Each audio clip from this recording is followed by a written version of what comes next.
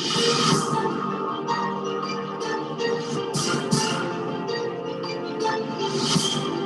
gonna be close.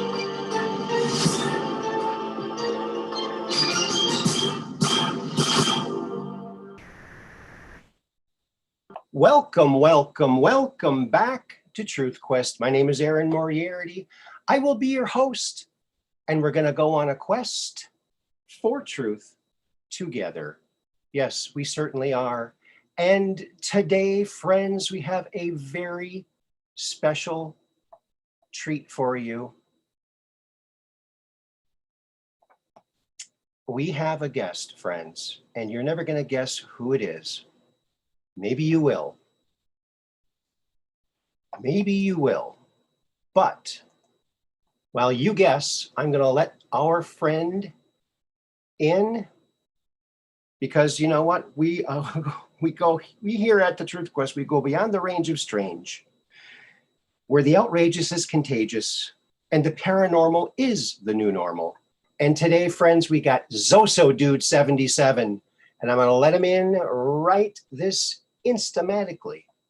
Here we go.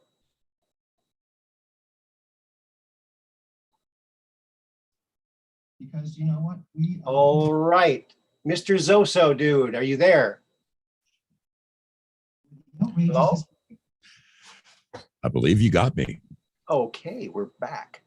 All righty then. Well, welcome to the Truth Quest. I really got to thank you for coming on. I really appreciate this.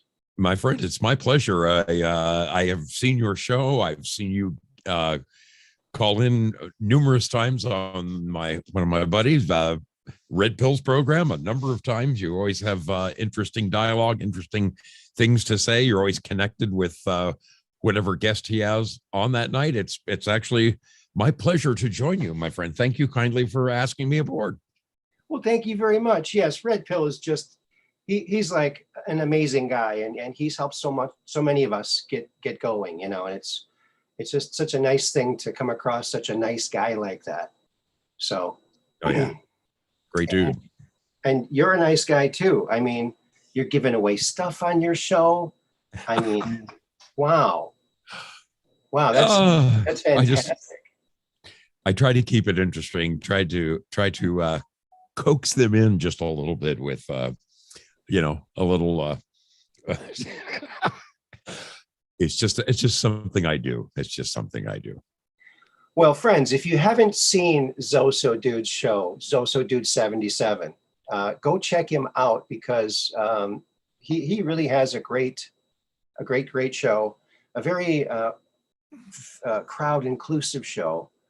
I mean, this guy's done more than anybody else has done to connect with his listeners, his viewers, his subscribers. He even traveled across the country on his Harley. Isn't that right?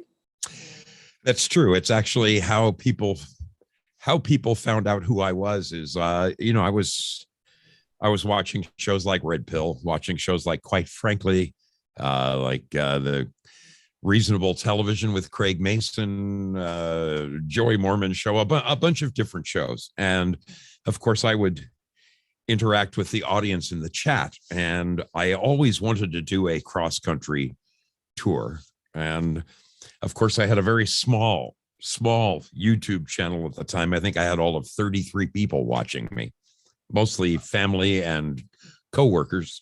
I set off on this cross-country adventure, and along the way, I met up with people that I had been speaking to in the chats for, in some cases, a couple of years. And it was fantastic. It was really neat. I shot little videos with them, and I gave a small video to Frank. I gave a small video to Craig saying, hey, these are your loyal followers. Here's what they really look like. And they took those and edited their own little bumpers with them. So it was a blast for me.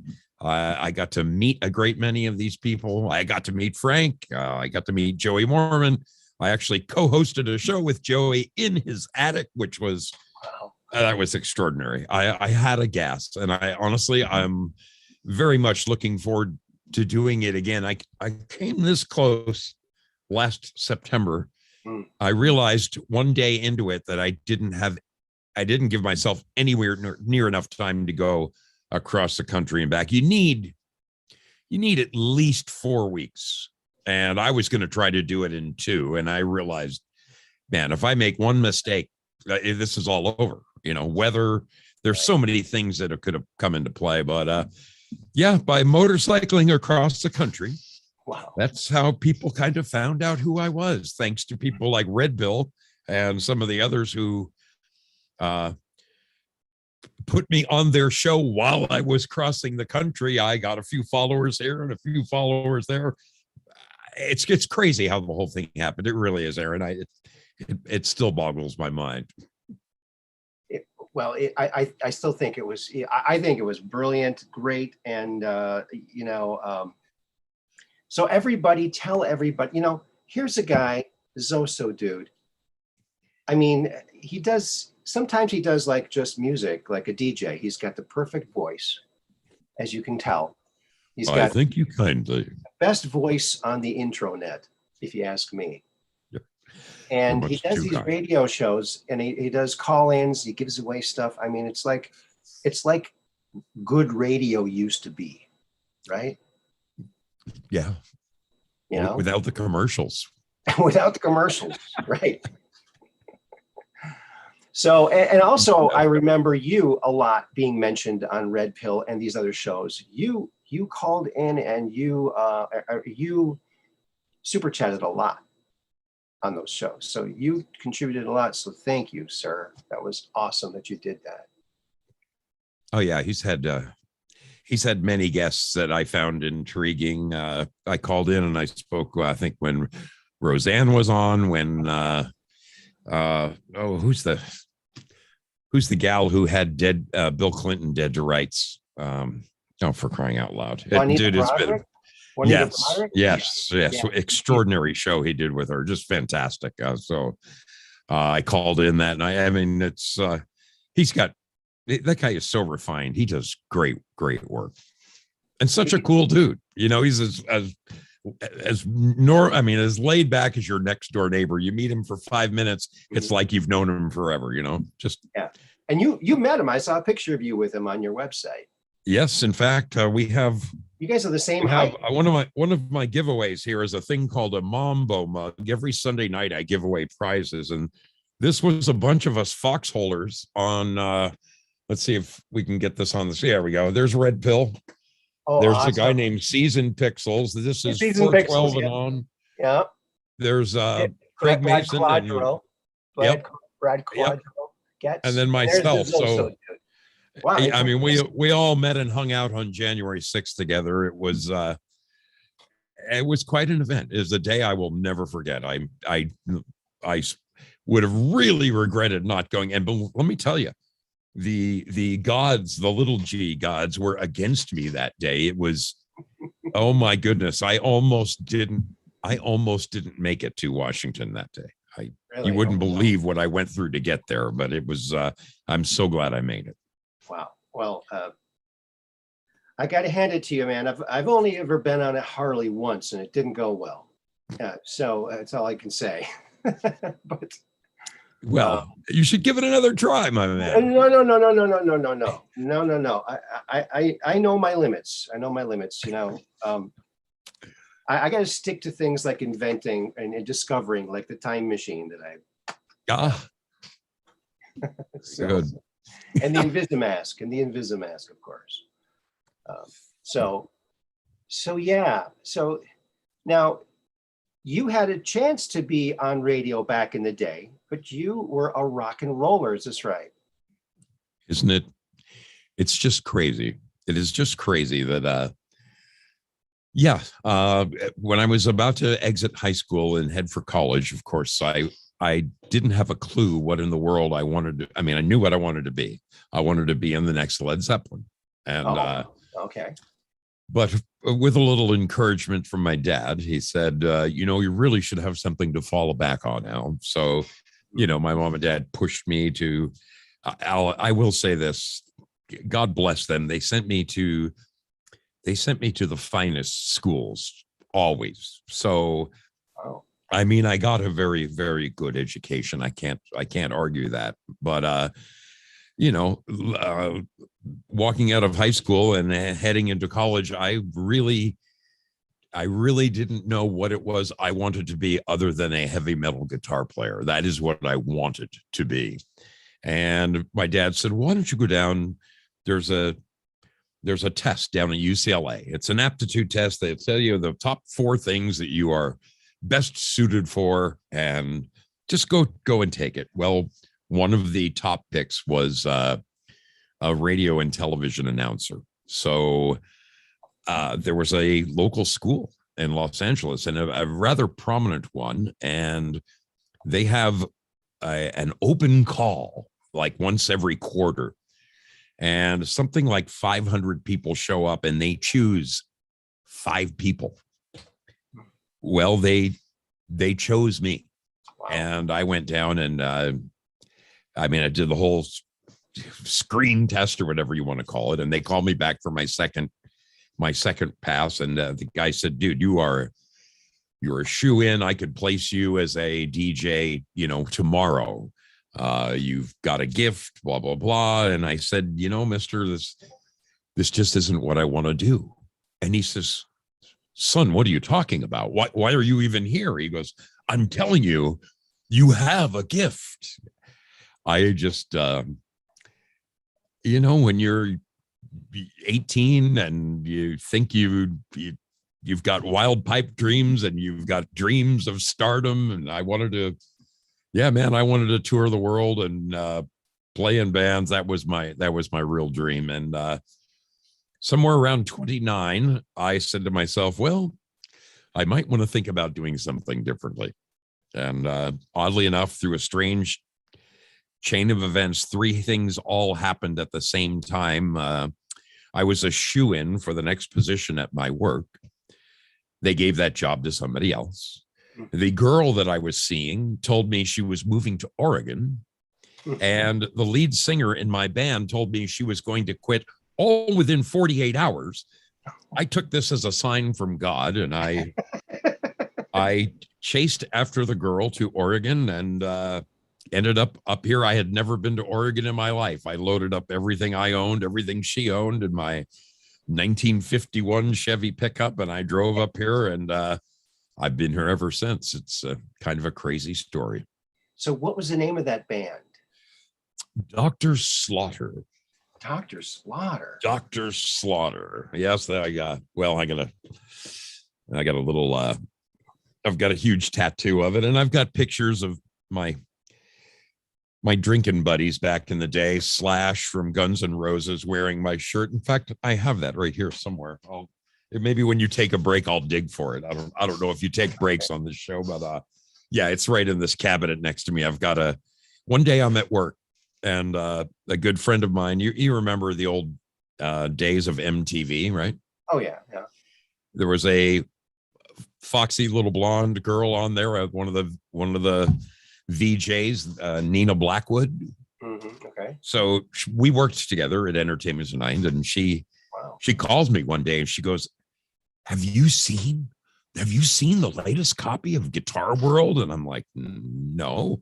She goes, you might want to go get a couple of copies. So I go over to the Teamster desk, and these guys are runners, all day long. They go get whatever we need for the show during the day, mostly for broadcast purposes. But I threw the guy $20. I said, hey, stop at the newsstand and grab me a couple of copies of Guitar World. I bring it home. I get it back, and Slash is wearing my Dr. Slaughter shirt all throughout the whole magazine, including on the front cover. So wow, I was pretty excited back then. Awesome. It sort of got the name out there a little bit more, and you guilt by association. I would go to Guns N' Roses shows, and people would see my shirt. Of course, I'd wear my shirt, and they're like, dude, that's the shirt that Slash was.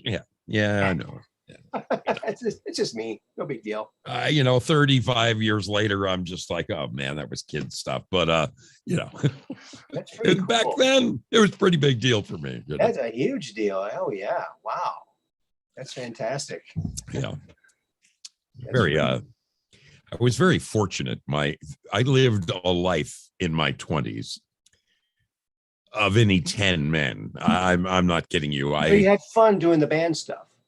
Well, I was playing in a band, and I had a job at a nationally syndicated news show. It's still on the air today, but it pales in comparison to the show it was when I worked there back in the day. When I started at Entertainment Tonight back when at its inception. So it used to be a legitimate news show on entertainment, and we covered anything from, when you say entertainment, we covered the ballet, we covered sports, we covered, of course, music and television and movies and all that, but it really was a news program. And about 5-6 years into it, we got a new producer who just turned that show upside down. That's where this guy, as wacky as he was, I got to give him credit. He single-handedly changed the entire show. Instead of 10 little news segments, we had one big segment at the beginning of the show, and then the rest was fluff. And the big segment was always, girls in bikinis. What can I tell you, man? It was sex, sex, sex. It was just, and I went at that point, I knew that I'd lost interest in it. Not that I had a lot of interest in it to begin with, celebrity, who cares? Right now, that is the absolute last thing in the world I give a rat's ass about. Like, people say, man, have you seen the latest picture of, and I'm like, who? I don't even know who these people are anymore. So I know, me either. I live in my little cave, and yeah, me too. Yeah, but that's incredible, Dr. Slaughter. So now I think you might still have a great future in music, because there's one tune I can't get out of my head, and that's your theme song, The Mystery Ship. That's kind of an interesting thing there. So when I was looking for a name for my show, I knew that, so initially I wanted to do a news show, right? Okay. I was absolutely, I'm a huge admirer of Red Pill, and he can't cover everything. So I thought, okay, he'll get the big stuff. I'll get the little stuff on the fringes, right? Yeah. But Craig Mason was doing a rather good job of that, as was 412 Anon. You may know him as Adel Nero. And I really stopped and I looked, and I'm like, well, how do we really need another new? There's so many guys doing a great job, from my buddy Conscious Abe, and there's so many guys. Just, I'm like, well, you know what? Every now and then I need a break from the news. Maybe I'll take my show and make it a respite from the news. Now, believe me, I do still, there are certain current events that I just can't let go on. And I will I'll do my research like anybody else. I'll give it its due diligence, and I'll put together a show. But mostly, I try to take the Mystery Ship into uncharted waters, digging up either forgotten things. I'm big on nostalgia. I'm sorry. The old ways were the better ways. Old America is better than this new America that I don't dare let the country slip any further. I couldn't leave that for my grandson. So I've got to fight tooth and nail to leave him a country that I would want to live in. And so, I like to just cover outside wacky things, and we'll cover anything from, of course, let's say the roll up your sleever to, anything, old television commercials, breakfast cereals of the 60s. And Quisp and Quake. I was a Quake man myself. I voted for Quake. My little brother voted for Quisp. Quake, there's Quake. I loved that. Oh man. But yeah, I probably hate it now. It's just a lump of sugar, So I did a story on Quisp and Quake and other things, and awesome. My people sent those to me. They found them, dude. One thing I have got to say is that the wonderful sailors who that's what I call them, the ones who tune into my program, Yes, are the most generous, the most giving, the most real. I've never, they say, audience participation. I Mhm. feel as if I truly know these people. I mean, I talk to them on the phone. I try to email them as best I can. I go and I see them in person when I can on my trips. Mhm. I'm really looking forward this summer to doing another. I'm going to take either 4 weeks or 6 weeks, and I'm going to do the whole country again. And I'm going to meet them all, man. I'm just, it's a lot of fun for me, man. Well, if you're ever up near Door County, Wisconsin, up just north of Green Bay, that's where I am. I'm coming your way, baby. I'm Are you? coming your way. Yes. Oh my Yes. goodness. I've not been to Wisconsin. It's one of there's like 9 states I haven't been to, and Wisconsin is on the list, man. So I'm coming, baby. All right. You know what?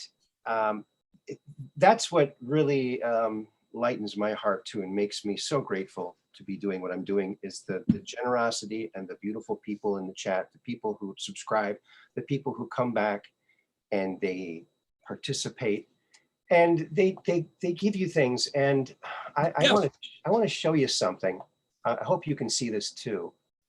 One of my listeners, Sandy Sue 22, you might know her. I don't know if she goes to your channel or not, but she, I also do Elvis impersonations. So she knew that. So she got a picture of me, and she commissioned this piece of artwork. Wow. Photoshop artwork. So here's me, and here's Elvis from on high, giving his little sparkles of inspiration. And in his prime. And here's another picture of me that she kind of put in the background too. My daughter took this picture. It's kind of faded. Oh, that is awesome. Isn't that awesome? Dude. She's from Poland, this artist. Really? Yeah. That is phenomenal. That is really, really good. I mean, wow. I was so blown away. Dude, Elvis in his prime, was there anybody better, man? No. Yeah. No. Yeah, he was something else. I mean, John Lennon said to his manager, he goes, "How big do you want to be?" He goes, "Bigger than Elvis." Elvis was his barometer, right? That's which goes to show you, be careful what you wish for. Yeah. Wow. Yeah. That is way cool. Way cool. Isn't that wicked? And thank you so much, Sandy Sue 22. I really, really, really just adore this. It's a treasure I'll always have. And yeah, Aaron, one of my amazing people. You've probably seen her name somewhere in chats, or I know you watch Red Pill. So she used to be one of his mods. A beautiful young lady from New Jersey who goes by the name Rook Castle. Oh, yeah, Rook Castle. Yeah. Great girl. I'm one of the people I met on my trip. She let me crash at her house and she had a little party for me when I got there. It was crazy. Wow. That's where I met Brad for the first. Wow. Cool. She sent me a painting. She did a still frame of one of my shows and painted it, and it hangs in my living room. It is one of my prized pieces. I cried when I opened it. It was so touching, and it is, God, she's talented. It is so good. I mean, everybody who walks in sees that, and just, dude, she captured the detail here behind me from my steer's head to the, I mean, oh my God, it is incredible. It is incredible. But people send me just wonderful things. I'm sure they do to you. And it means the world to me, man. It really means the world to me. That's why dude, as long as I can, until I'm in the poorhouse, I'm going to continue to give away free t-shirts. And the Sunday night prizes, those are the ones that get a little interesting, right? The t-shirt is a thing you can get anytime. Just send me an email. I'll send you a t-shirt. But Sunday night, I give away special prizes. And that can be anything from wall clocks to, Yeah. I mean, dude, I have women's tote bags, over the shoulder tote bags to, I mean, here's one, a mouse pad, Oh, cool. so it's just silly little stuff, but I don't know, it gets my name out there, and it's an excuse for me to talk to the people. They got to call in to win, And you know what else? They could probably go to your merch shop and buy some of that stuff and pretend like they won. Well, it's funny. I mean, I'm getting a lot of people are saying, I can't wait to win that, like this mug right here. This is, yeah. I've had a number of different sized mugs and different style mugs. Very cool. This is the one they're all after. Okay. This is good. I call this the Mambo Mug. It is it is giant. It is, you could put soup in it. It's enormous. And people have said, dude, I'll buy one. You just put it up for sale, and it's like, I don't know, man. I have so little. Have it for sale. You don't have it for sale. I don't have a merch store. No. Oh, no wonder. Well, yeah. Okay. So what the people need to do is everybody needs to, find out your PayPal or something and throw you a couple bucks here and there to make up for all the stuff you're giving away. My goodness. I mean, I've considered it. I mean, it is something I could do. Sure. Maybe, but and this is the truth, Aaron. You've gone to merch stores, haven't you? You've bought shirts from some of the other shows and stuff. Yeah. I mean, I own a shirt from just about every freaking show on Foxhole. Okay. Mm-hmm. And the truth is, some of them can get, by the time you get shipping in, I mean, don't get me wrong, these are high quality shirts. This is great merchandise. When you buy something from the merch stores, it is top quality. No qualms there. But by the time you get it delivered to your door, yeah, exactly. There you go. Is that Rise Attire? Who made that? No, I made that for my merch shop. It's the Invisimask. Really? Yeah. Look at that. That is a great picture. I know. So, yeah. And you know what? When I go to Walmart, when I wear that to Walmart, there's a guy who works there that comes up and fist bumps me. Yes. He hates wearing that mask. Oh, yeah. Oh, yeah. So, I mean, the thing is, I've had people write to me and say, I can't afford to buy shirts, or I would. You're the first guy that's giving them away for free, and your shirt means so much to me. And you know what, dude? Those are the people I want to have shirts, and if that's why the shirts are free. You know what?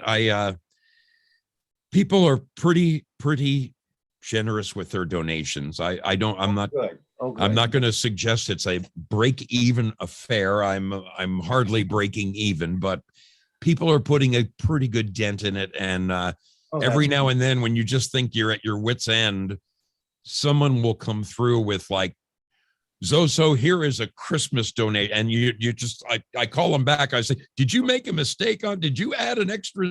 No, man, that's what I want you to have. And those are the people who save the day. So, dude, as long as I can keep this thing going, I'm going to do it.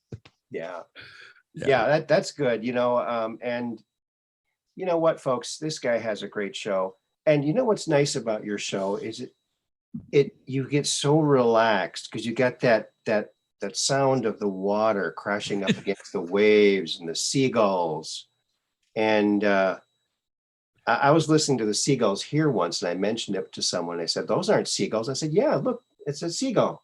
He goes, no, there's no sea around here. I go, well, you're right. There's a bay. He goes, yeah, they're bagels. Are they really? Ba-dum-pa, bagels. Bay. Ah! I walked right into that one. That's a dad joke. Yeah. You know what? One of my mods got this book for me. I mentioned it once on one of the shows that I'd given this book away and never got it back from the person. And Mud Rabbit got this. Oh, yeah. Unbelievable. So thank you again. Yeah, I'm gonna have to use that bagels. I'm sorry. Now, when you were on the cross country tour, did you notice? I've noticed that they've outlawed those round bales of hay. Did you happen to see any of those round bales of hay?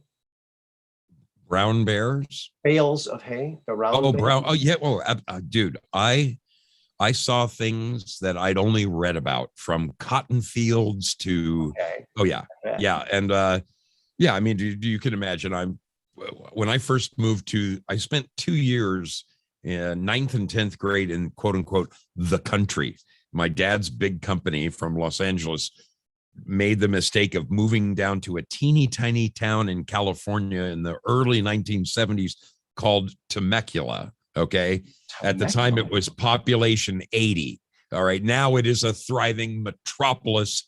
It boasts the best schools in California. But in the early 70s, it was a one-horse town. And so being in the country, I was used to regular size hay bales and stuff. On this motorcycle trip, I saw farming equipment, state of the art, modern farming equipment that just blew my mind. The hay bales are the size of my garage, and these giant machines, these tractors, these big squeezing tractors grab these things, and they can, it's incredible. Dude, the things I saw on this trip were, oh my goodness, it was wonderful. And I tried to document it. Every night I would put up a little video of the things I saw that day. But oh man, I got sun poisoning. My face swelled.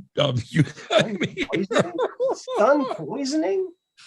Well, so I got down to Arizona. When I got to Arizona, I knew that Arizona, New Mexico, and Texas don't have helmet laws. And when I was a kid in California, there were no helmet laws. And if there's anything I love, it is the wind blowing through my hair. Well, sadly, I mean, I've got enough to comb and stuff up here, but I don't have the hair that I once had. So over the course of 3 days of riding without a helmet on, I burned my scalp. And I mean, I'm talking like, I don't know what's worse, second, third degree. All I know is my face, my eyes swelled shut. I looked like the losing prize fighter in a Sonny Liston match. And yeah, it was, it took about a week. By the time I actually made it to my mom's house, she lives in South Carolina, and I recouped there for 3 days and let the swelling go down. So she opened up the door. She barely, Albert, what happened to your face? Albert, you doxed yourself. Oh, everybody knows me, my real name. Yeah. So, do they? Well, I mean, I'm not worried about it too terribly much. I'll never be famous. I'll be infamous before I get famous. You're famous. You are famous. Remember, they're lying about the numbers. So when we look at our subscription accounts, and it's like 1,000, 2,000, 3,000, it's really like 30,000. So they're hiding it all from us. Do you really think it's that much more than what they show? Well, I'm hoping it is, because it makes me feel better. I knew I liked you, man. if only the FBI guys would just subscribe, then we'd be really swell off, wouldn't we? We'd have it made. Yeah. Crazy. Yeah, I'm telling you. Yeah, boy, I should send you a video that I took, actually 3 videos now on my channel about my brother's garage. My brother Mark is a custom car maker. Really? Yeah, he made a bubble top custom in the fashion of Ed Big Daddy Roth. Oh yeah. And he found out about it, and he Rat Fink, baby. he gave it his approval, because my brother rebuilt a bunch of his cars from the 60s. He bought them, they were just in shambles. He brought them back to showroom condition. And Big Daddy Roth would write about my brother in his articles and say, this crazy guy in Minnesota keeps calling me up and asking me what kind of paint I used back in 1963. It's like, how am I supposed to remember? Well, that is awesome. Do you Yeah. have you have a video of some of his cars? Oh yeah, he's got a garage, a 2-story garage that's like a museum. It really Okay. is. It's so eclectic. He's got a 1955 Chevy that was a custom build. You can't really tell it's a 55 Chevy. It's Oh, got yeah. no door handles on it. It's got different side trim on it from some other car. You push on a certain part of the side trim and the door pops open. Oh, yeah. And it's got electric like toggle switches for everything. The hood opens up electrically. The door. Oh my goodness. Yeah, it's Yeah. pretty cool. Oh, I would get lost in it. I would spend a week in his garage. Yeah, absolutely. I'm classic car nut. I got a 75 Lincoln Continental out front that it is my pride and joy. That is I love that thing. But I've had the only person who's worse than me is my brother. My brother has had just about every classic car you would ever dream of having, from the 67 Corvettes to the, I mean, you name it, he's had one. So Wow. yeah. Okay, yeah. I got to show you this. This is my Oh, brother's please do. car, Please do. the Futurian. It was inspired by Ed Big Daddy Roth cars, many of which my brother owned and refurbished. And here is his own design. Look at that baby. Oh man. Yeah. Are you kidding? I'm not kidding you. The glass top, dude, he owns and can drive that thing. No. It's never been started, although it would. Dude, with a huffer like that thing. I think it's a 215 Buick engine with a blower on it. Yeah. And the front end was so low profile that he couldn't fit the springs in. So he put the springs sideways, but it still goes up and down. Oh, that is crazy cool. Yeah. So not only is it just a design, it's engineered.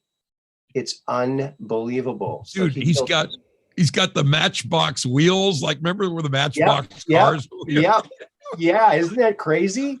Oh, it's phenomenal. Oh, that is way cool. Yeah, it's unbelievable. And the steering wheel is that's the two purple bars. Oh, I see. I think it's a race. I think it's a race boat steering wheel, like a cigarette boat steering wheel. That is just crazy cool. It's got a 57 Chev rear end, and I think it's got a 37 Ford front end. Oh, dude. And the frame, he welded the frame together himself. He made the body out of plaster and vermiculite and wads of newspaper, spit wads, and then you sand it all down and shave it down, and then you put the fiberglass over it. Then it's very itchy and sticky, and you pound out the thing from the inside. Yeah. Then you got the shell. That's brother, that is that is beyond cool. That is unbelievable. Yeah. So you're going to enjoy those videos. Oh, dude, I believe me. If you turn me loose in his garage, I would probably camp there for a week. He's out there in Mound, Minnesota. Man, is that far from you? It's about 6 hours from me. Okay. Yeah. Well. But I go there. I used to go there more often than I do now. But well, if I make a motorcycle jaunt into your area, maybe we can meet there. Maybe we can somehow rendezvous there, so I could get a look at the. That would be great. Dude, I would die to go check that place out. Oh, you would be in heaven. Upstairs in his garage, he's got like a little sitting area with a magazine rack with all the hot rods, popular hot rodding, Street Rodder, all the magazines we all read when we were kids. Yeah, very cool. Yeah, very cool. And you've probably never seen. Let me see if I can find this too. I'm going to show you this too.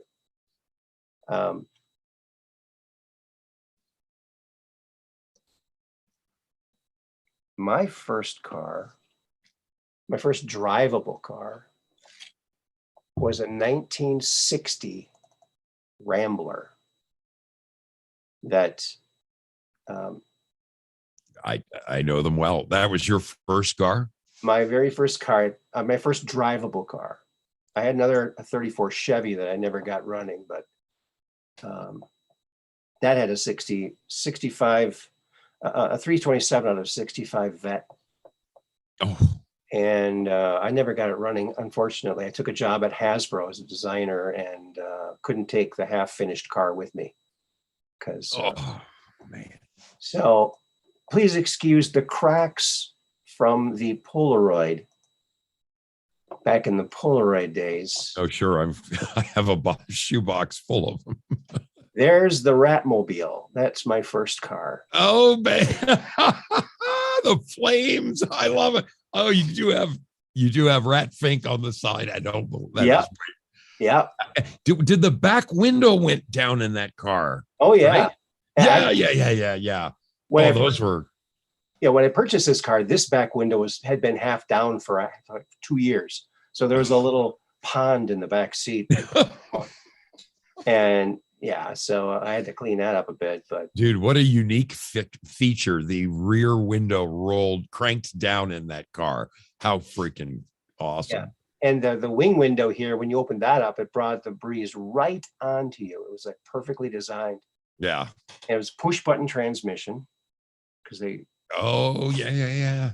They got that from the Plymouth, the Chryslers that had that. They were using. Dude, I'm envious. That is quite and look at all the chrome on that front grille and everything, man. And you might not be able to see it. Yeah, it's a beautiful looking. It almost looks like a 58 Chevy in the front, sort of. It does. It does. It's a very nice look. On the inside, I had Fun Fur and Dingle Balls. And along the back here, I wrote the letters RAT because, like I said, we used to read Hot Rod magazine, Street Rodder, and Rat. The Ratmobile. The Rat was a short, like a slang for a big block Chevy engine. It looks like you got some American racing rims on the back of that. Yeah, those are mags I got. I painted them because but there were only two, so I only had hubcaps in the front and mags in the back. But I only paid $40 for the car, and it was a horrible green color, and you can see the green color around this Rat Fink here. Okay, but I'd say you did quite the job with her, brother. And in the back, I got some grease-inspired lightning bolts back here. But it had the fully reclining bench seat, which they marketed as the travel bed. And it even had these little metal things in the back seat that you could put in, and it would hold the front seat when it went back so it wouldn't go all the way down. So it was like a bed. So perfect. I'll be danged. Yeah. Wow, that is, man, wouldn't you love to have that today? Yeah. When I think, of all the vehicles I've owned in my life, I would love to have my first car back. And here's what's funny. My brother and I both, our first cars, we had the same year and model car. And we joked about it for years, for 30 years. Man, one of these days we're going to find a Malibu. One of these days we'll find my brother was a single bachelor. A bachelor in LA. And of course, a Hollywood bartender. He did rather well for himself. And I cruised into his house one day, and there it was. He found, not only did he find our original car, he found a rag top. So it was. What year? 1964 Malibu Super Sport. That was my first car, Chevelle. Wow. Yeah, the square boxy one, but I think I had that same car. Really? It was a Chevy 2, but it was okay. That's a Nova. Chevy 2 is a Nova. Okay, maybe they're very similar though. Very similar. Those are just a couple of feet shorter or 18 inches shorter. Those are great cars too. My brother had 3 or 4 of those. My brother's first car was a 55 Chev that he got from someone on his paper route. He got it when he was 14, and he built it into a show car. Oh man.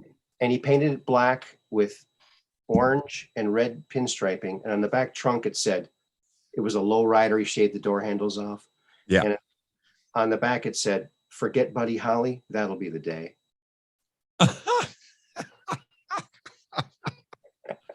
Very cool. So yeah, that was his first car. And my dad, he rebuilt cars. He rebuilt a 56 Chevy convertible. And we went to go to the drive-in it after he got it done before he sold it. We got to watch the movie The Wrestler with Vern Gagne and all those guys, and Hulk Hogan, I think, was in it. In a ragtop under the stars. Oh man. Yeah, Dude. in Navarre, Minnesota, at the drive-in that doesn't exist anymore. But there's a drive-in here up in Fish Creek. And they actually, when you go there, they have a butter melter. So they have actually real butter on their popcorn. Yeah. Oh man. Those were the days, buddy. It's crazy. I have a scar right here on my hand from jumping the fence to get into a drive-through drive-in, and I'll never forget I actually ended up I bled the whole movie, and then when it was over, I had to go to the hospital and get 4 stitches because I actually really, you can still very prominently see the scar to this day. My dad was so mad because it cost him $100 to sew my hand back together, and he goes, "For crying out loud, Albert, you couldn't spend $4 to go see a drive-in movie, so you cost me $100 to sew yourself back." Oh man, it was one of those. Yeah. Never heard the end of it. Yeah. Of course, if you knew that was going to happen, you probably wouldn't have done that. Yeah, of course, Dad. Yeah. I snuck people in the trunk and into the drive-in, and boy, that's something else too. Yeah. Boy. Yeah. The days. Those were the days. Yeah, it was cool. And my dad rebuilt a 57 Chevy, painted at 71 Corvette, sunflower yellow, beautiful color. Nice. Baby moons. He took a picture of it right by Lake Minnetonka. Very beautiful. So in the 70s, when I was in high school, I got a job at a sign company, and we had a spray booth, an old Earl Scheib spray booth that they bought from one of the dealerships that went out. And so that's where I would paint all my signs. And my boss allowed me to use it on the weekends. So I painted first my car, and then a friend's car. And then the word got out, and I painted every bit of 200 cars back in the 70s. I mean, you name a car, from dune buggies to VW buses to 69 Camaros and Firebirds, and I painted them all. I painted everything in the world, and those were some fun times. In fact, I painted my car 3 times. Yeah. Oh man, those were the days. Those were the days. I worked at a sign company too. They made beer signs and things like that. It was an interesting place to work. Oh yeah. I mean, the hand lettering now is, that's a lost art. The only guys who do it are like gold leaf guys and lawyers' offices, the gold leaf on the window, and pinstriping, real pinstripers. But I mean, everything that came out of our shop was hand painted, hand lettered, and they're all union. I mean, these were very, very talented guys. I learned so much from them. It was a very interesting time in my life, the 70s. Oh man. Yeah. Wow. Yeah, boy. Yeah, that Ratmobile I had. I called that the summer rat of summer rat 78. 1978 was the summer I had that car. It only lasted one year, and then it the engine started on fire, and yeah. I put it out with I threw a bunch of water on it. It put it out. It started up. I drove it home, and it never started after that. So that was the end of the Ratmobile. But it didn't go very fast. But if you pressed on the gas all the way down, it wouldn't go any faster, but a big plume of black smoke would come out of it. one of my vehicles did that. I went to change the oil on it when I first got it because I only paid $40 for it. It's been sitting for 2 years. I better change the oil, right? Yeah. I go, okay. I better. Oh, I don't see the oil filter. So I looked in the manual because I had the manual. That's Sure. back in the days when you could buy a car. I actually saw Yeah. the manual in it. How perfect. And there was a thing in there for where the oil filter should be, and it said, "Oh, it's optional." And it wasn't on mine. It was what? They didn't choose that as an option. And oh my God. Apparently mine was a stripped down model. Yeah. So yeah, I would check the oil, you take it, chunks of metal. Is that good? There's chunks of metal in there. That can't be good. Yes. Have you heard of a YouTube channel called Vice Grip Garage? No, but I'm writing it down. Oh, you'll have to. Vice Grip Garage. This guy is a wise guy. He's a giant of a man. He's from somewhere. Well, he was from somewhere in your area, Minnesota or whatever. And this guy is famous. He will go and he'll look in. I don't know where he finds these cars. I really don't. But he'll fly 3-4 states away and buy a car that has been sitting for 35 years. It's got weeds growing through the floorboard up this high in the, and he will get them running and drive them home in the condition that, and one of his. I think I have seen one like that. May not be the same one, but I've seen that. Oh yeah, it's been sitting for 90 years. Let's see if we can get it running. And they get it running. One of his favorite things is to pull the dipstick and he tastes it. He licks it with his tongue. And every time he opens up the door of a car that has been sitting for 30 years, he comes up with a kind of smells like a combination of a dead skunk and he's always got these great analogies. The guy, it's wet your pants funny. The guy is hysterical. He is hysterical. That's hilarious. Vice Grip Garage, check it out. It's a great show. Wow. Yeah. Crazy cool. Cool. You know what? The internet is wonderful. And one of the nice things about the intranet is all that stuff that people told us back in the 70s. Now we can look it up. Dude, if we'd have had access to the internet and when we were kids, can you imagine? I know. To get wild and wacky stuff. There used to be a catalog that would come around once a year. You'd get it in your mailbox. It was called the Johnson Smith catalog. Oh yeah, the Johnson Smith. I loved that. And it was like 400 pages of just the wackiest, from little boats that you could buy for 99 cents, and it had a candle in it. You would light the candle and put it in water, and the heat would somehow transfer into these tubes and bubbles would come out the back. I mean, these big giant ears. And I mean, did Mother Nature forget you? There was a big thing of chest hair that you could buy to put on your chest. You remember this crap? Oh yeah, and fake vomit and everything. All that. Oh yeah.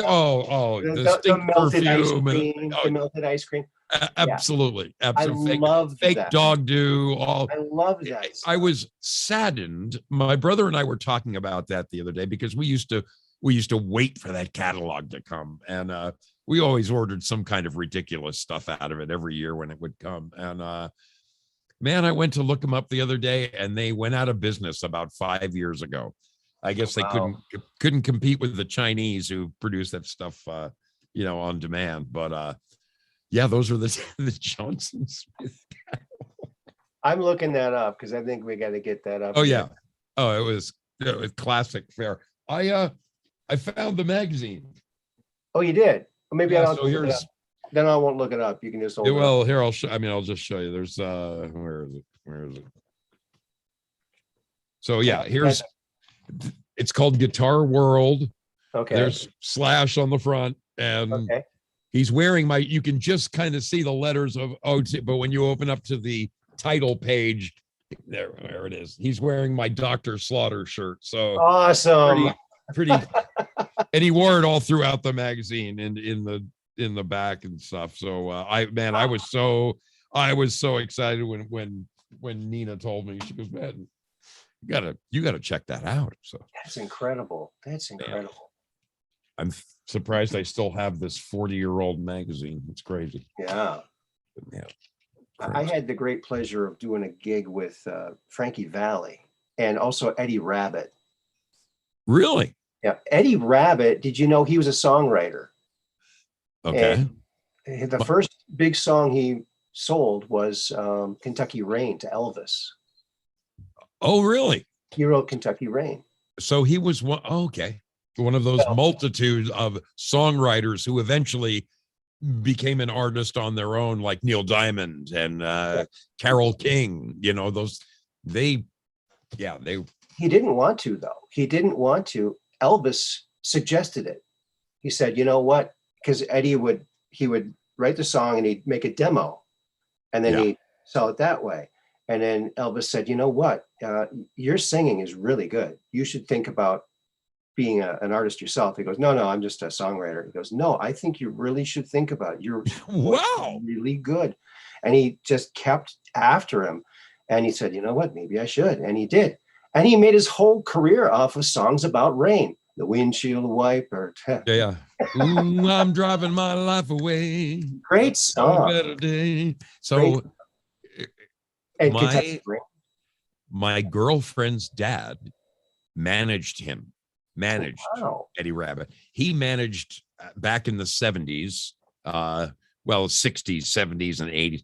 He managed the biggest country names ever, the Mandrells and sure, everybody and their dog. But one of his prized possessions when you went in his office was a framed letter. There was 2 letters framed side by side. Randy Oakes of the band Alabama hand wrote him a letter begging him to please be their manager. And next to it in the same framed thing is his response saying, well, you know, I listened to your tape and I just, you guys are okay, but I just don't really think you've got it. And of course he goes, the biggest mistake of my life. I mean, Alabama was in the 70s. Alabama was the biggest country band, ever. And he turned him down. So it's pretty neat that he had he put that on there. But I know he managed Eddie Rabbitt. In fact, he was always flying around with Eddie Rabbitt. Eddie Rabbitt's actually a really, everything. He had the looks, he had the voice, and I didn't realize he was a songwriter as well. So yeah. And he would have remained just a songwriter if it hadn't been, for Elvis's encouragement. Yeah. But, Elvis always did that. In fact, he went to see an Elvis impersonator back when he was still alive. And he went backstage and met him. And he said, I want to really thank you. You did a really great job. He goes, but, you've got a really good voice. Don't forget about your own career. You should do, don't just copy me. You're really good. You should do something yourself. And, and he wrote a letter, a very beautiful letter to this guy. And all ETAs, Elvis Tribute artists, look to that letter as, okay, he's okay with it, that we're doing this. This is cool. Interesting. Yeah. Man. Yeah. You can probably agree to this, because when you were playing on stage in a band and people are watching you and giving you energy, you can just feel that energy. Oh, and it's just such a magical thing. And dude, it is a high unto its own. Okay, it is really. We had a way of bringing the people out of the tiny little tables and chairs in the nightclub and bringing them up front to our feet by, guess what? Giving away free t-shirts. There you go. when I worked at that sign company, I learned how to silkscreen, and I would silkscreen shirts, and I would make my own shirts, and I would go down to the garment district in Los Angeles and buy these shirts for 99 cents. They were irregulars, but you know, I'm never going to see these people again. So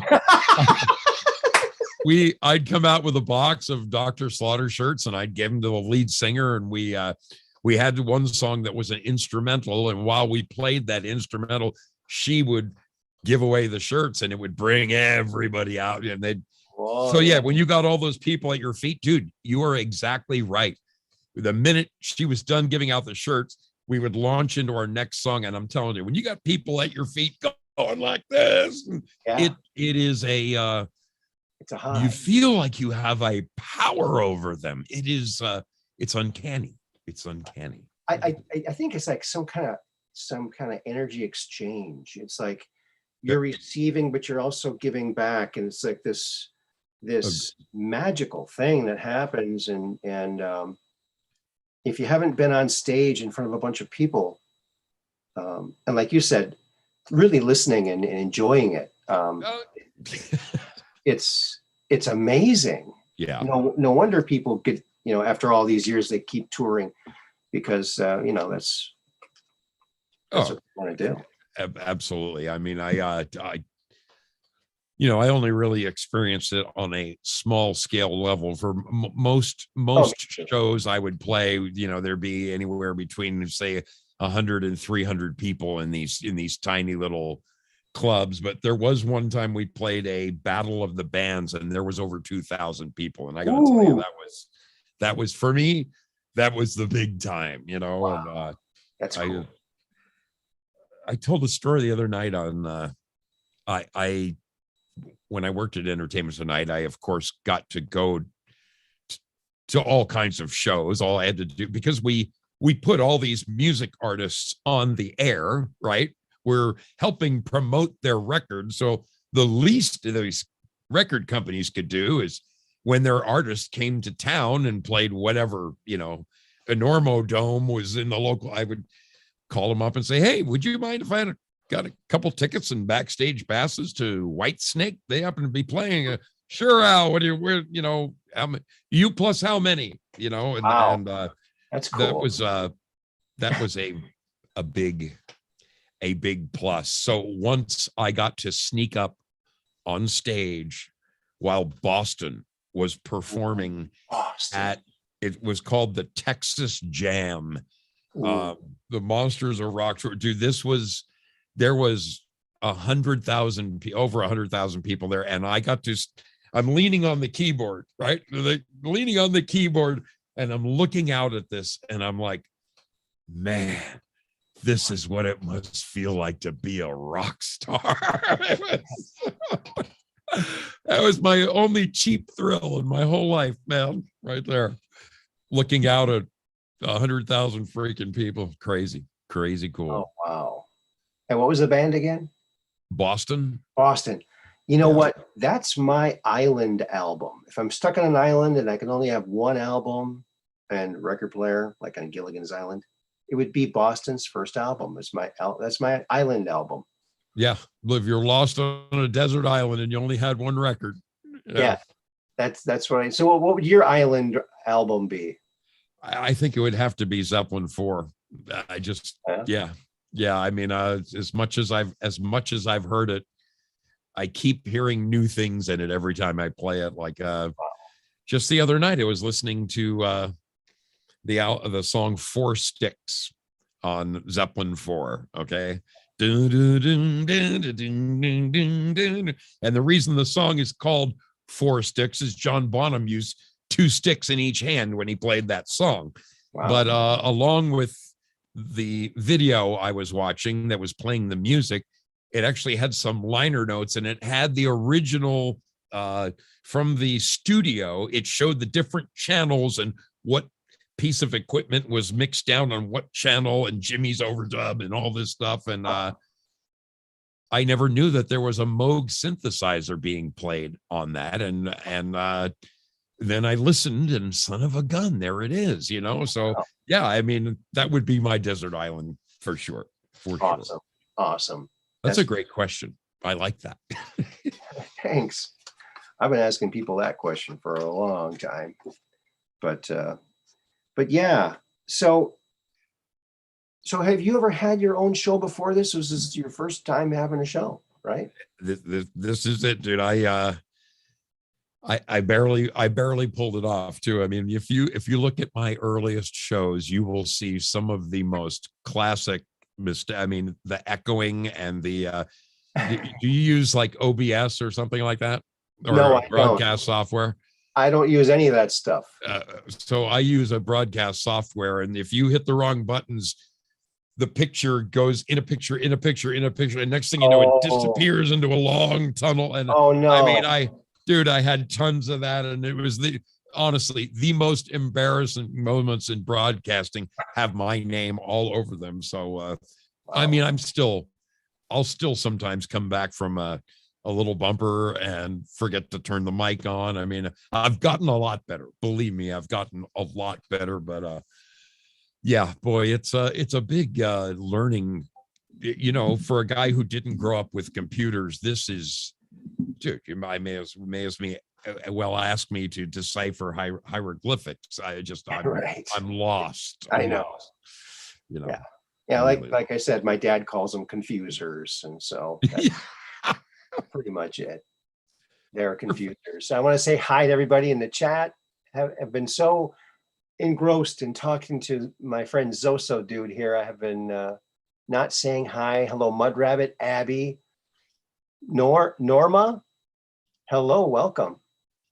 And everybody that's here. Rosetta Stone. Yeah, I'm seeing this girl Norma says she was at the Texas Jam. Wow. Oh, really? Oh, awesome. That's fantastic. Very cool. Yeah. How cool is that?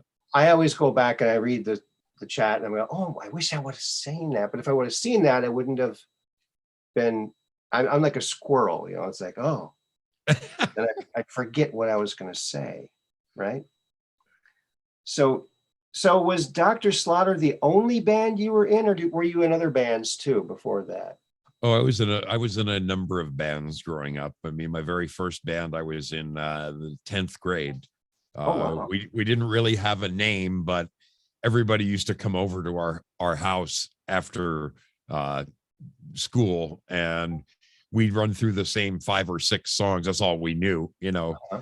I still remember the songs Tush by ZZ Top and Taking Care of Business, the songs that were on the radio at that time. So yeah, we're talking 73, 74. Yeah. So and then, you know, we moved from my dad's company, even though they had exiled us in this tiny town after he was the general sales manager. He flew all over the world. So it didn't make sense for his office to be, you know, it was 2 hours to San Diego airport and it was 2.5 hours to Los Angeles, LAX. So finally they said, by all means, move back to the city. So we were like, oh, thank God we're going back to civilization, you know, after two years in the country. But when we moved back to LA, there were so many more opportunities. And there was literally, I grew up in a place called the San Fernando Valley, just over the hill from Hollywood and downtown Los Angeles. And I mean, there was literally, it's no joke, that song Pleasant Valley Sunday by the Monkees, you know,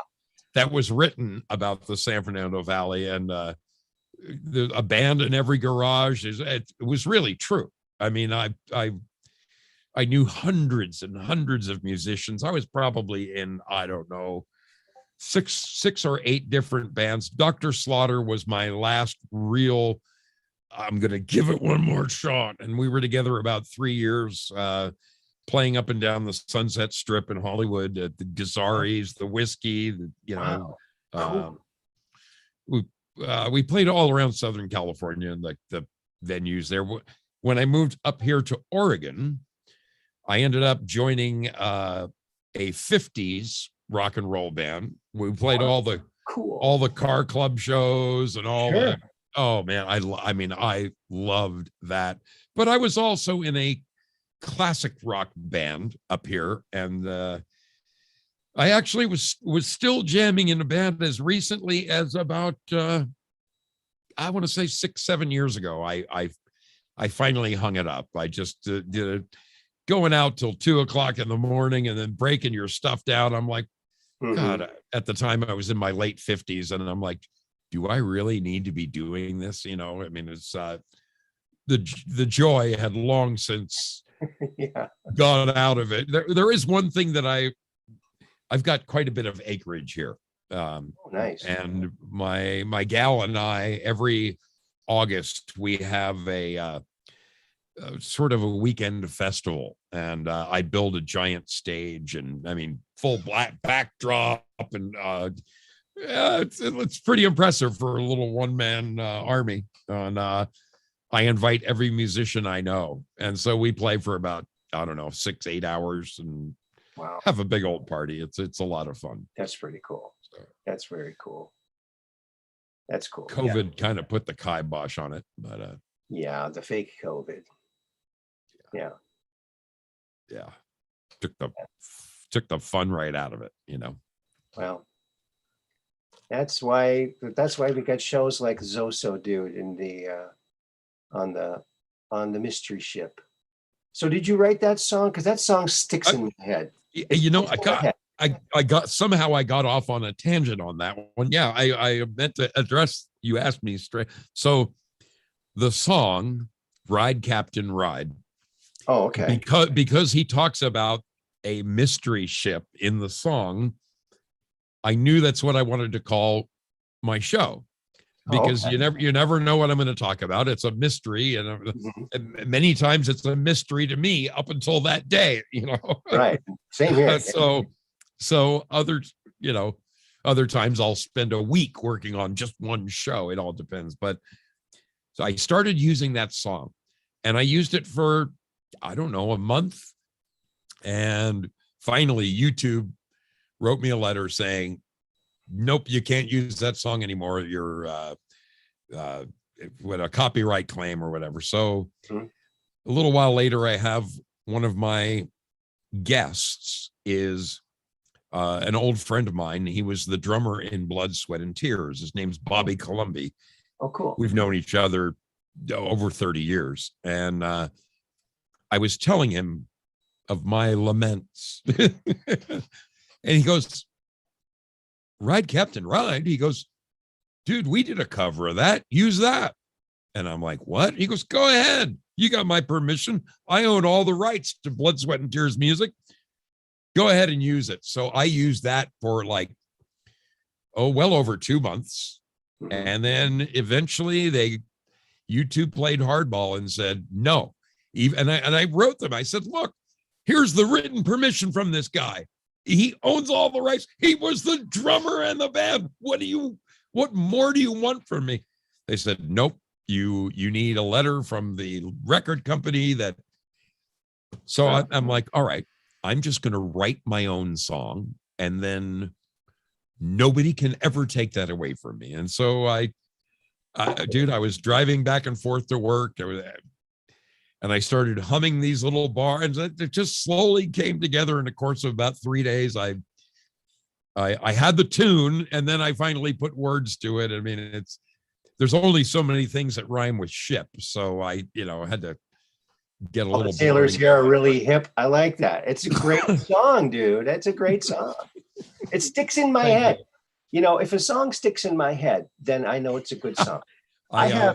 You talk about old commercials. I have some old commercials stuck in my head. One was when they used to advertise cigarettes. There was one, just a little millimeter longer, 101. Remember that one? Yeah. Oh yeah, dude. Let me think about it for a second, because I did a show on that. I did a show on commercial jingles, because they stay in your head for years. We're the Pepsi generation, drink Dr. Pepper, the joy of every boy and girl. It's the most original soft drink ever in the whole wide world. I mean, dude, I've got all those jingles stuck in my head, in my head. They are stuck. You know who wrote a lot of those? Barry Manilow. Really? Barely Man Enough. I mean, Barry Manilow. Yeah, that's how he got started writing jingles. Are you kidding me? Wow. Wow. He did rather well for himself, didn't he? Mr. Las Vegas himself. Wow. Wow. Yeah. Wow. Have you ever gone to Vegas? I was there once. It was supposed to be for a week. It ended up being only a couple hours. Only a couple of hours? Yeah. How does that happen? Oh, man. Well, I was kicked out of the hotel room by the girl I went there with. She threw my luggage at me and wouldn't let me back in. And I just flew home. And she even had the ticket. I had to go to the airport and have them print me a new ticket. But I was all set. I was gonna actually try out for this guy who used to manage Elvis. Okay. Some Elvis impersonator. He's just looking for some more Elvises. So I brought some of my suits with. I was gonna go try out for that. It all just went away. So yeah, I'm looking forward to going back again sometime, be more than a couple hours. Dude, you've got this great. I'm telling you, if I had my voice and your looks, I mean, I could be president. Well, great. No, de Bergerac. Let's do it. We can pull it off. You remind me of the perfect cross between a young Elvis Costello and Roy Orbison.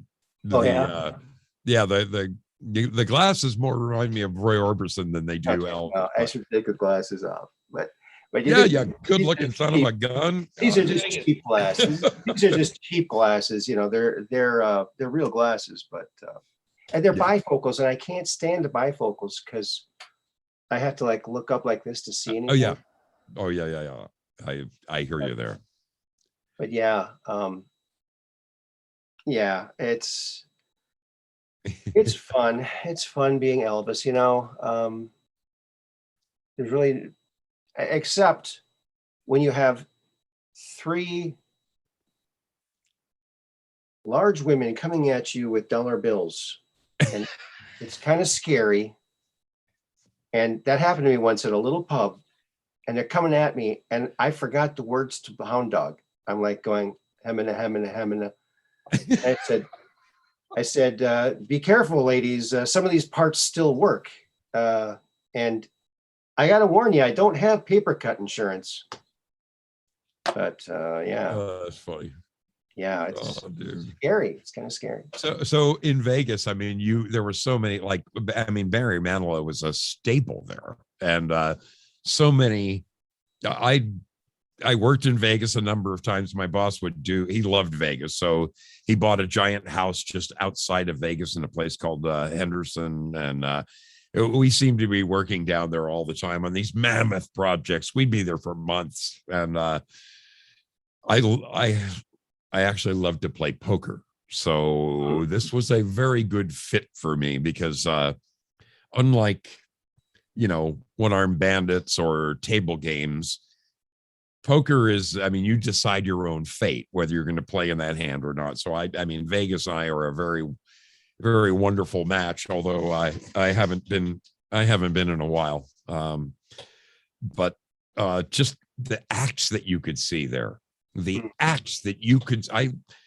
last time I saw Elton John, I saw him, I was so fortunate. A dear friend of mine was a huge Elton John fan. And I was working, believe it or not, in Hawaii. And she called me and she said, I had done her a tremendous favor. She was, I hadn't talked to her in a while. I called her. She was depressed. So things weren't really going her way. She was about as down and out as I had ever heard her in my whole life. And I said, you know what you need? You need a couple of days in Hawaii. So I paid for her flight and I flew her out and I got her a great room at the hotel I was working for, ocean view up on the 33rd floor. Wow. She went back after 5 days, just refreshed and on top of the world. And so she repays me by about 2 months later. She calls me and says, can you come to Vegas this weekend? And I said, I mean, I probably could. I got enough frequent flyer miles. Yeah, I can. She goes, I've got tickets to Elton John's final performance at Caesar's Palace. And dude, it was amazing. It was amazing. A great show. Great show. But I saw all kinds of acts back in the day. Siegfried and Roy, the magicians, and oh my goodness. Vegas is a great place to get lost, for a weekend. I'd love to go back again sometime. That would be fun, but hasn't happened yet. Hasn't happened yet. So we'll see. Boy, that does sound like a lot of fun. I don't know. I might get gambling fever though. The only time I've ever really gambled. I guess that full disclosure here, I do pay the hope tax. I pay the hope tax. Yes, I do buy lottery tickets. Oh, okay. That's the hope tax. They're taxing our hope. Well, I mean, the horrible stories on that, right? I mean, you've seen all the videos and stuff of they always have a pretty girl calling the numbers, and the little balls come rolling down the thing, and it's number 68, and she'll say, number 24. And then unfortunately, number 46 rolls down. And then she looks at it and goes, and then of course, the next one that rolls down is the number that she did call out previously. So really? It's got to be fixed. It's got to be fixed. They're rigged. They are. I mean, up until that time, dude, I used to buy one every now and then. It's a wild dream. It gives you a feeling like I could. I'm not even going to check. I might be a millionaire, but I did win once, and it did kind of change everything. It's like a significant amount of money, like five figures. Yeah, $2, and it changed a lot. It's $2. You won $2. Lost friends, and oh man, yeah. I'll tell you a story. I didn't want to spend it all in one place, So up here in Oregon, at almost every local bar, we have the Oregon Lottery, and there is a new Keno game. Okay. I think it's every 4 minutes or something like that. Yeah, I think it's every 4 minutes. Really? And I love to play Keno. So a buddy of mine sits down and he sees me playing, and I play the same numbers every time. And anyway, he's going, I never play that stuff. I would be terrible at it. And I said, dude, it's amusement. I said, that's all it is for me. I'll take $20 and I'll watch 20 games. And 9 times out of 10, I make my $20 back, and usually maybe another 10, 15 more. He goes, really? He took a single dollar. He didn't even know how to fill it out. Okay. Remember? Oh man. So I showed him how to do it, how to fill in the little dots. And I always play a 4 spot. I think that's my best odds of making the most money with the least, I got out of 20 numbers, I got a potentially 20% chance of hitting. He accidentally writes down 5 numbers. And I go, dude, you just screwed yourself. He goes, what do you mean? I said, look, man, it's hard enough to hit 4 numbers, but hitting 5 numbers, that's really difficult. He goes, well, I'm going to try it. He freaking hit it. Wow. He freaking hit it and won like 33 grand or something. Oh. He hit there's this extra thing called a bullseye. He hit that. This is a guy who never played it in his life. He spent $1 and won 33 grand. I was just I hope he quit after that. You gotta know. Oh yeah. No, he never played it again. Can you believe that crap? Follow that guy around and jot down any numbers he talks about. Dude, I'm not kidding you. It's just I wish I had that kind of luck. you know. Yeah. Yeah. Well, Crazy. well, but you know what? We are so lucky. You know, we're lucky to live in an age where we have at least one of the technologies that was foretold in the Jetsons, and that is this telephone, TV telephone that we're doing right now. And that's amazing to me. Finally, we got something that was foreseen back in the 60s. Oh yeah. So it's amazing. Dude, just the predictions from The Simpsons alone make me Yeah. I question all of reality because of that. I know.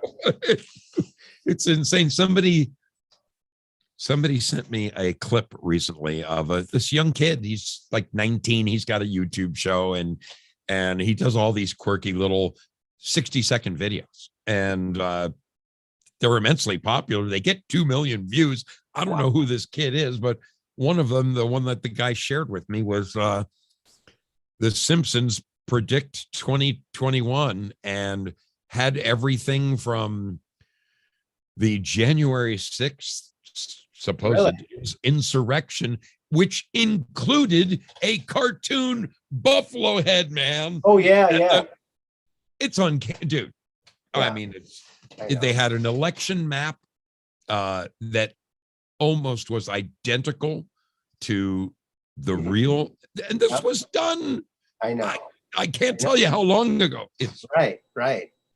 It's pretty weird. It's more than weird. It is. I don't dare say coincidence. There's something afoot. That's all I can say. Right. I really don't know, man. Simpsons and South Park. Yeah, I guess on South Park they just showed before this thing in Waukesha, Wisconsin, near me here, happened with that guy in the that SUV, that Ford Escape, that plowed through those people. Yeah. They had a cartoon of a red SUV running over people at a parade, like 2 weeks before. What? On, I think it was South Park. Yeah. Insane. Yeah. Yeah. Dude, I mean, it's crazy. People call me insane. You know what I tell them? I tell them, well, I think it's far better to be insane than to be out of sane. Right? Yeah. I mean, I absolutely loathe the term conspiracy theorist. I prefer to consider myself a conspiracy realist, because so many of them. Somebody told me a joke the other day. What's the difference between conspiracy and the truth? 6 months. Yeah. Yeah, I heard it too. There it is. It's crazy. I love the memes. The memes are great. And you know what the memes are doing? They're bringing back something from the old days. Back in the old days when there was 3 channels, maybe 4 channels on TV. Yeah. You go to school and chances were, or you hang out with your buddies, chances were, you all saw the same show the night before. Yeah. And that was something you could all talk about. Now there's like 1 million channels, and yet you can talk about a meme. Oh yeah, I saw that. These memes are amazing. Did you see? Now I don't watch the news. I don't have TV at all. My TV's not even plugged in, but and I have artwork in front of it. Right. But BCP does news and he talks about it. And Brian Stelter of CNN, he's talking about the memes. He's complaining, these memes are highly effective and there's no real journalist that we can really talk to. And he's showing them. It's so funny. They're powerless against the meme.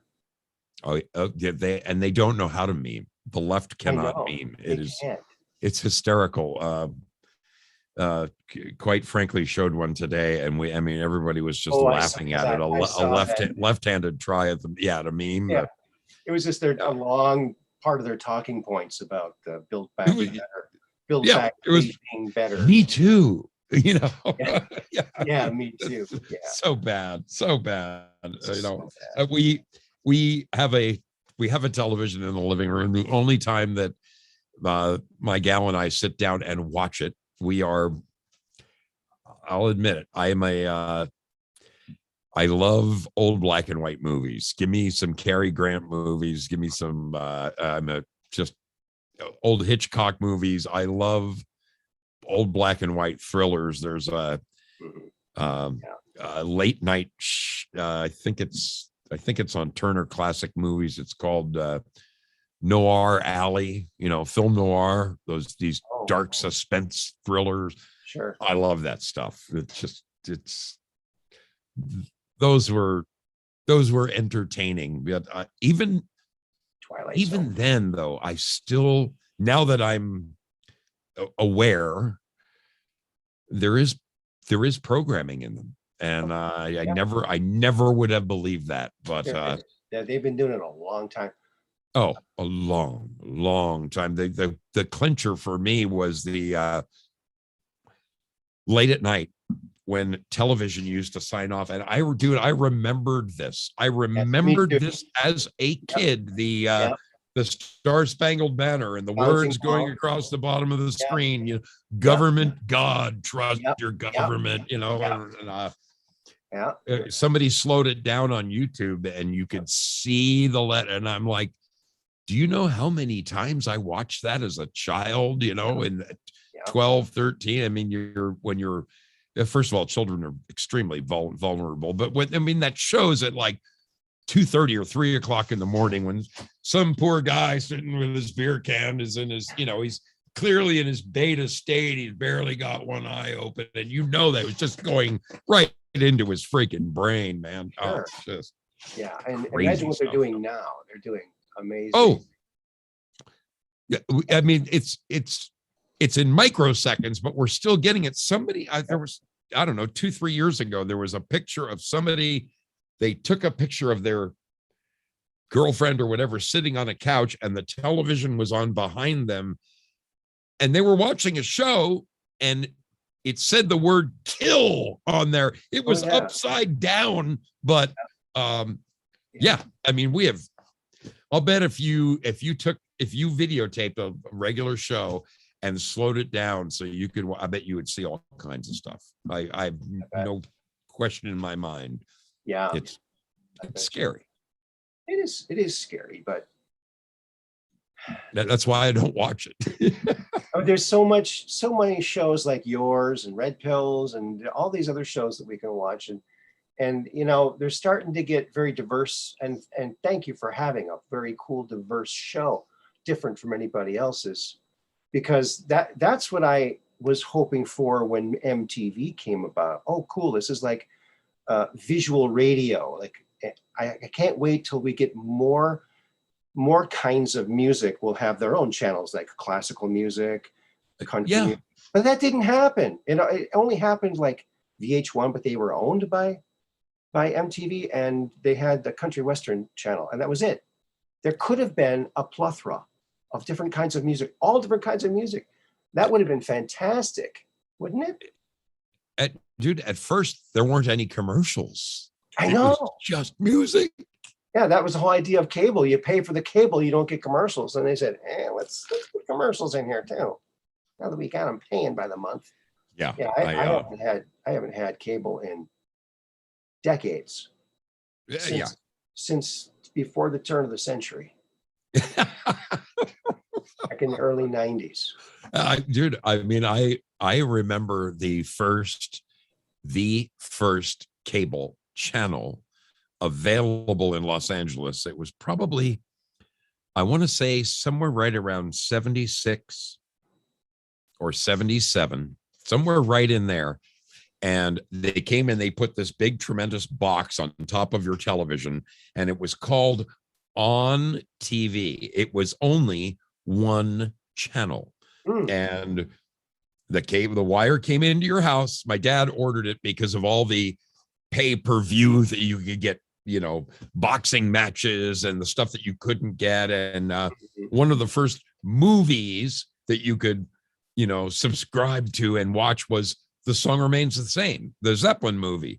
And so somehow it was affiliated with one of the VHF or UHF stations in LA. I remember that. And if you tried to watch it on that, you could hear the music, you could hear the sound perfectly, but you couldn't see the picture. And just every now and then, for a half a second, the picture would really show, and then it would be gone for 30 seconds. But when you turned the dial on this, you turned it to on, and all of a sudden you were now in the world of no commercials, unlimited movies. I mean, movie after movie, and it was very innovative at the beginning. But look where it has gone. I talk about this very often on my show. I mean, when I was a kid, late 60s, early 70s, just a baseball card collecting maniac. I never went anywhere without my mitt on my handlebars. And I used to watch every Saturday morning was NBC's Game of the Week. One baseball game. That's all you got on Saturday mornings. NBC's Game of the Week, hosted by Kurt Gowdy and I think Tug McGraw. And anyway, that you never had it could be any two given teams, just one game a week. And then look at it now. I remember when the New England Sports Network, NESN, that was the first one I remember where you could watch every single Red Sox game year round. And I remember sitting in a bar and turning next to a buddy of mine. I was working in Boston, and I'm like, I can't believe this. I can't believe you can watch home games right here in your hometown. I said, this is I couldn't fathom it. It's like a drug. It's become like a drug. There are people that sit in front of a screen all day. That's all they do. Mm-hmm. I don't want that for my life. I like to get on Peggy right here and disappear. I went fishing over the weekend with my grandson. Oh, yeah? I mean, life is for living. Mm-hmm. All right. I mean, I do spend a significant amount of time in front of a screen, but man, I really, really try to limit my time. I still want to, I don't want my epitaph on my grave to say he watched too much YouTube. Oh God, it's crazy. It's crazy. Well, yeah, I'm not going to have a gravestone. Because I'm not planning on dying. I plan to live forever, and so far my plan's working perfectly. Dude, I love your backdrop and all that. It looks like we're in like a 747 or something. It's it's an airplane without the seats. It's huge. Yeah, it is.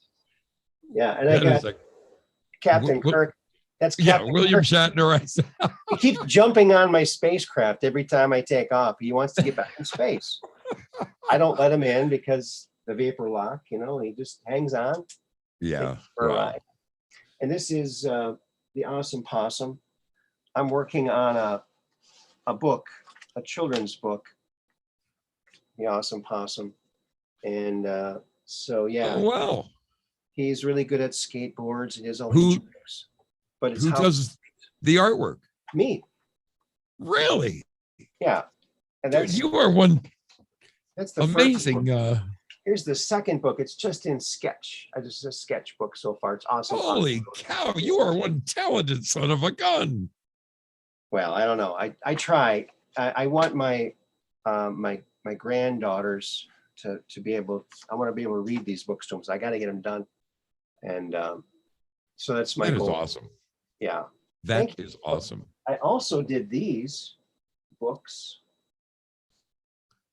the Popple books. Really? You see a little Elvis character there. That's Now, these were endorsed by Jeff Foxworthy. Jeff Foxworthy endorsed these books because they help children's hospitals. Oh, that is awesome. And there's me right here. Whoops. There. Wow. I'll be... You can't see it well. And Judy Johnson was the author. So that's... And this is what Jeff Foxworthy said. Jeff Foxworthy, the redneck comedian, you know him. Honorary chairman, Duke Children's Hospital. He said, "My kids and I love Popple. I thank Judith and Aaron not only for their beautiful creativity, but for their heart for sick children as well. God bless this project, Jeff Foxworthy." What And is the what is the one behind that one? that's Popple's Place. This is Popple's Place. Oh, okay. And So I mean, you've created a number of these. yeah, I illustrated these. And there's my Dude. signature. But yeah, now I got to show you in Popple's bedroom. And they're made right here in America, in the USA, proudly, in Warzella, Wisconsin. Right. At Warzella in Stevens Point, Wisconsin. Dude, And they do a lot of printing for Disney, and they told Disney about this project, and Disney donated the paper for the books. dude, So congratulations, man. That is in Popple's bedroom here, I thought, oh, I should put some kid art on the wall. So this one, my daughter did. It's like a panther. right. I see it. I see. Egyptian panther. Right. My son did the mummy here, and the author's two kids did these two. So Dude, you do all the coloring and the shading and all the. yeah. Well, I Dude, hand draw. We're not worthy, man. I hand draw all of them, but then I log them into the computer and I do them digitally. Wow. But it's all hand drawn at first. It's amazing. And Amazing. they're really well written. I am in awe. I am in awe of you Really? right now. Yes. Cool. Yes. I am Thank you. absolutely blown away. That is incredible. Thank you. Thank you so For much. you. Yeah, Good for you. I used to teach daycare. And so imagine I had up to 13 kids a day in my class by myself, 13 for $7 an hour. Figure that one out. But the kids, there were 3.5 to 4-year-olds in the rainbow room. That was our room. Back when the rainbow didn't mean other things. So the kids were ripping up the books. We had books on the bookshelf, children's books, and they were ripping the books. Yeah. And we told them a bunch of times, look, these books are expensive. Please treat them nice. We can't afford to keep buying books. They kept ripping them. And one day I said, okay, kids, today we're going to make our own books. And when we're done, we're going to put them on the shelf with the other books. And they made these books. They were beautiful. And they put them on the shelf. And after that day, no one ever ripped any books, whether it was the store-bought book, because they had ownership. Right. Yeah. Oh, that's dude. What an awesome thing. What an awesome thing to be connected to and part of. I'm really, dude, I'm very impressed with your artwork. That is Thank you. extraordinary. Wow.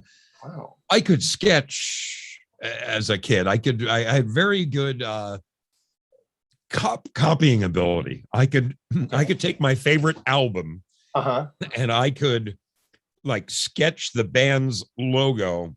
I was like my own opaque projector, I mean overhead. I could enlarge it.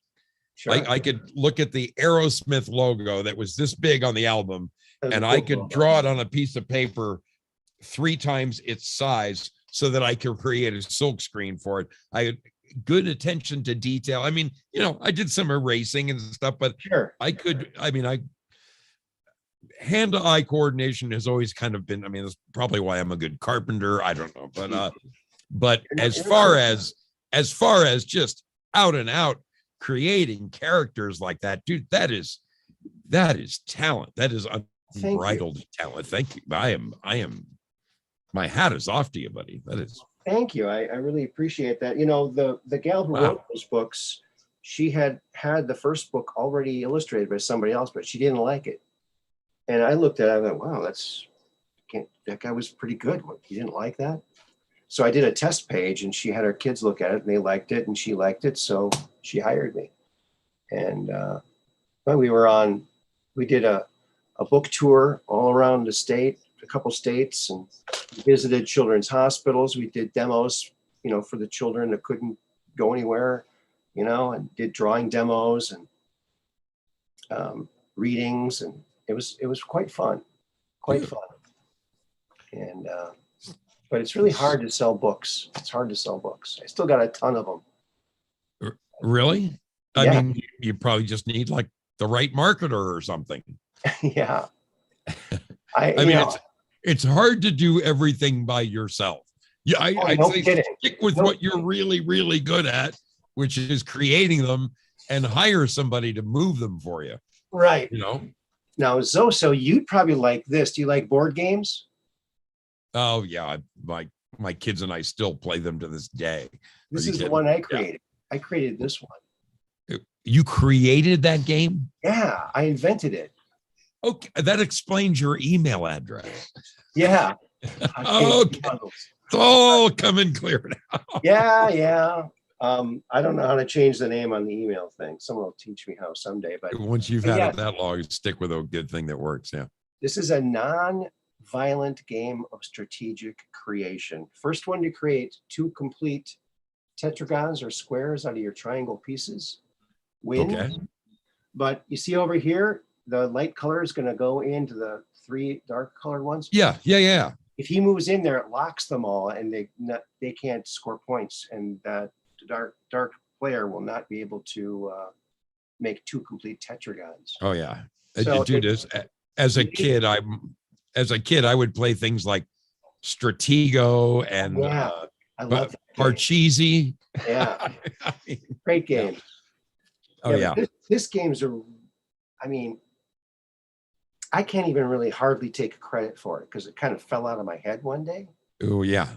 But there's a strategy behind it, which is, and the more you play it, the better you get at it. So right.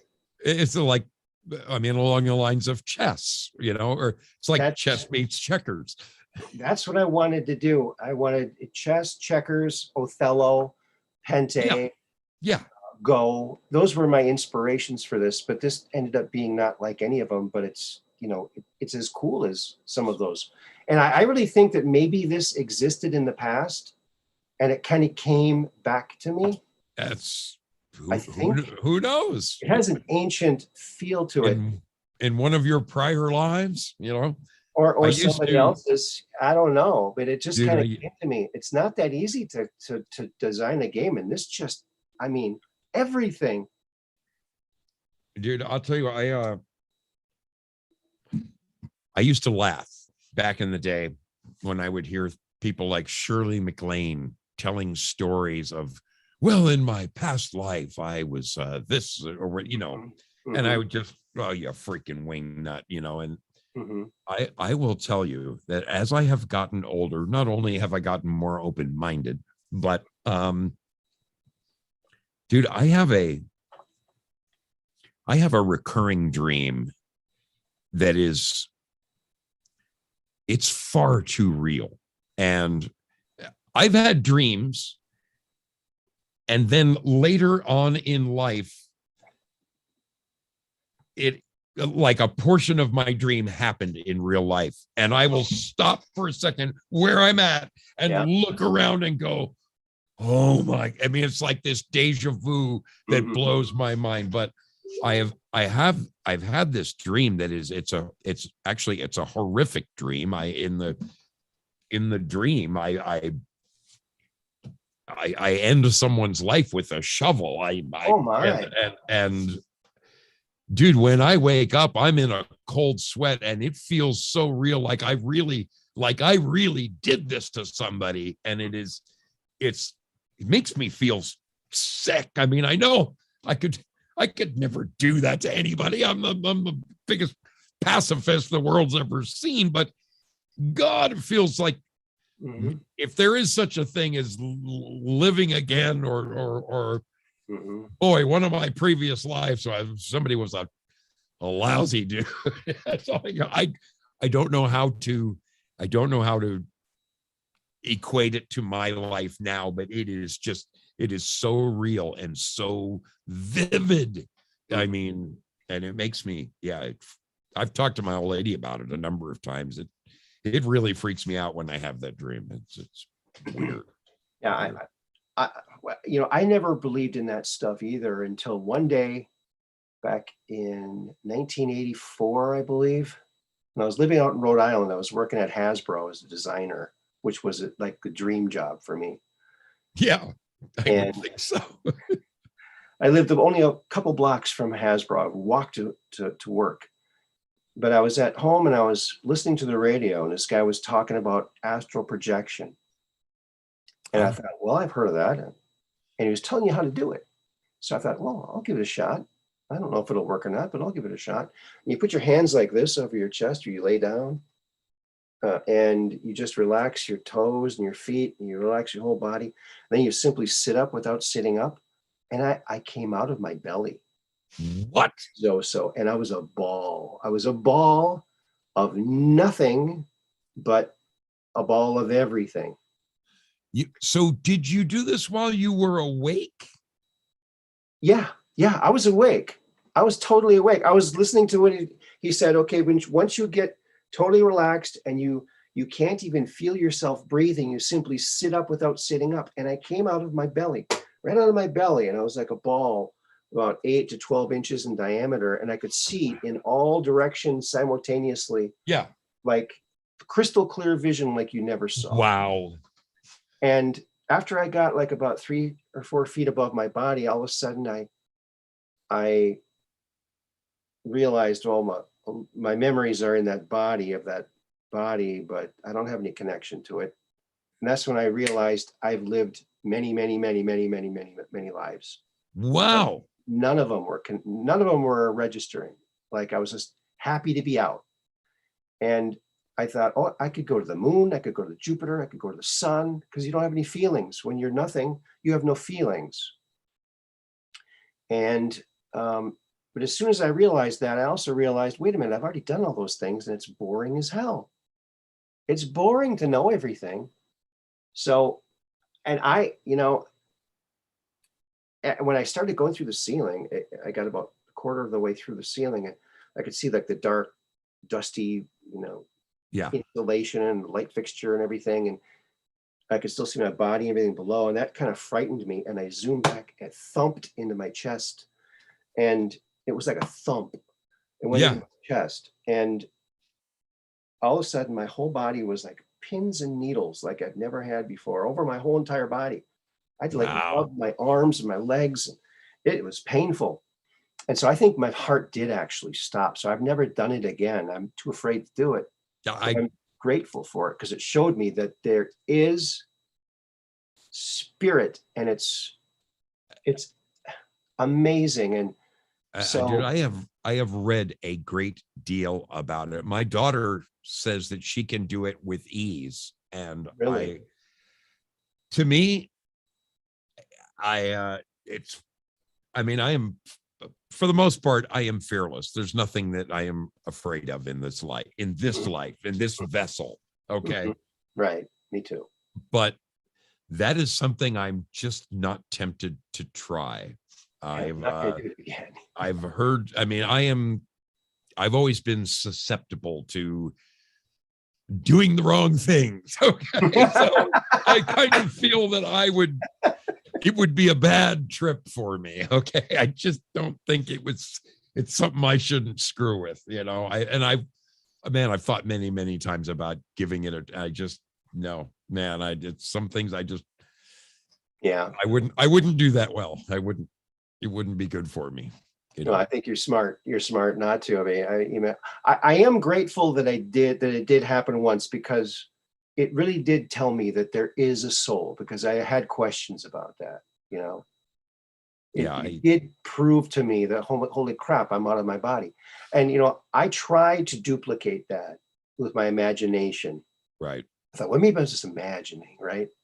I could not put together the imagining being a ball rising up and seeing in all directions simultaneously. That's just too much to put together. I can't do it. And you know what else, Zoso? There was this stream of knowledge above me that was like always above me. And I could pluck anything mentally out of that stream of knowledge.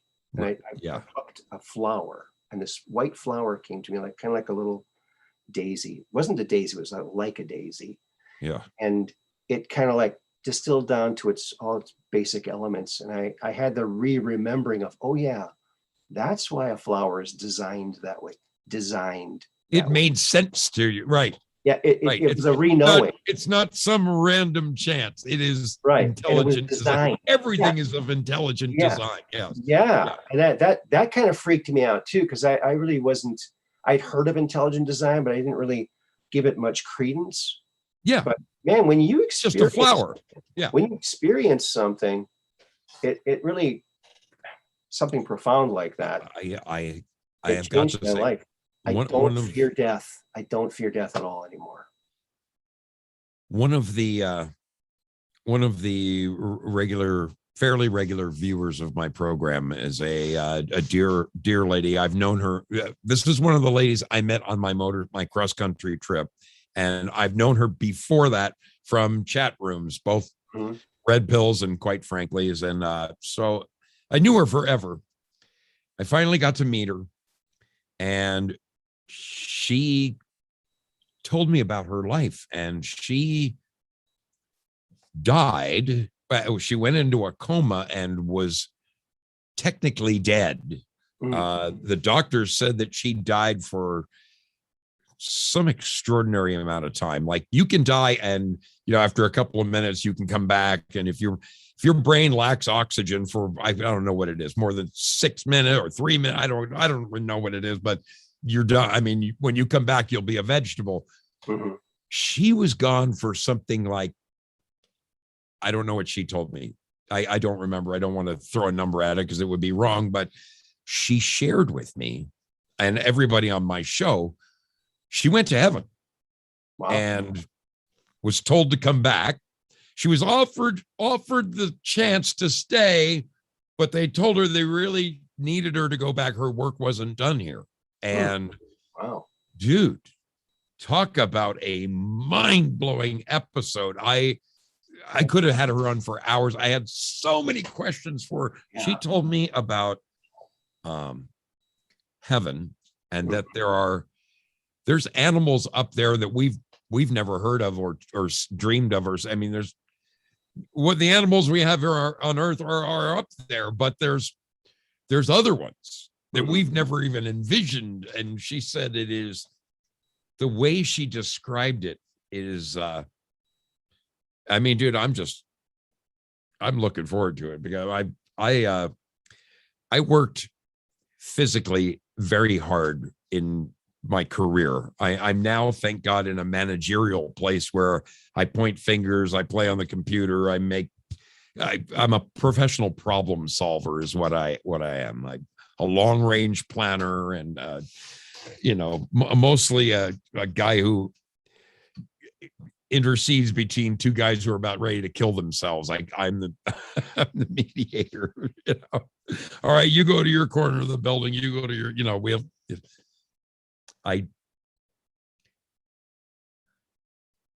I am looking forward to getting rid of this broken down old body of mine and getting into a glorified body, because the lady, you might even know her, Leah Worth. She is Leah Worth. She's got a very difficult life. She's in a great deal of pain every day, and she described that when you are in heaven and you're in your glorified body, how you are not only pain free, but the knowledge you possess, and she said just things like the colors that you see, the spectrum of colors that we have here is so refined compared to reality. And the only thing I can even equate that to is maybe a couple of wild mushroom trips back in the day. I don't know. But her story it just fascinated me. And I think she told me the story about when she was coming back into her body, that she could see, like, she was in a hospital Mhm. and she could see demons like around, like they never cease at their chance to snatch a soul.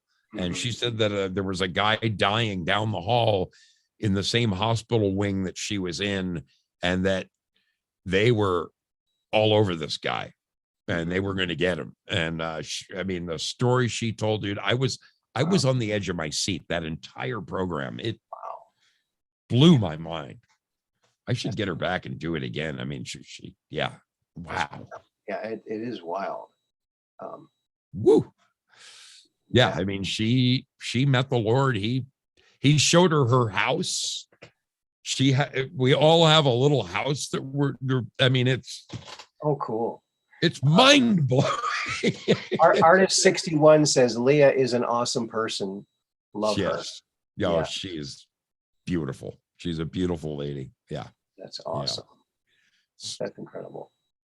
Now, I thought you mentioned that you were big on UFOs. Yes, yes. This is the one I saw in 1996, one just like this. Wow. It was darting around, and I got my video camera out of my car. It was 1996. I had a Sony Handycam, and I hit the record button. It powered up, and then it powered down. It was a fully charged battery. It was working just minutes before, and it never took a charge after that. I had to throw the battery away, get a new battery. I didn't even get one frame, but it was pretty big. It was as long as my finger at arm's length, and it was zipping around, stopping in midair. And I got out of my car, and I'm like, holy crap, this is freaky. Have you ever seen a UFO? Yes. And I mean, that's why I brought it up. Is Let's that hear it. Having watched your show now, I know that it is one of your topics. Oh, yeah. So I was working in Los Angeles. My brother lives in North Hollywood, and he's about maybe 2 miles north of Universal Studios, if you know where that is. So he's a bartender, and I'm a general contractor. I'm up at 4 a.m. every day. So, come 9:30, man, my eyes they're closed.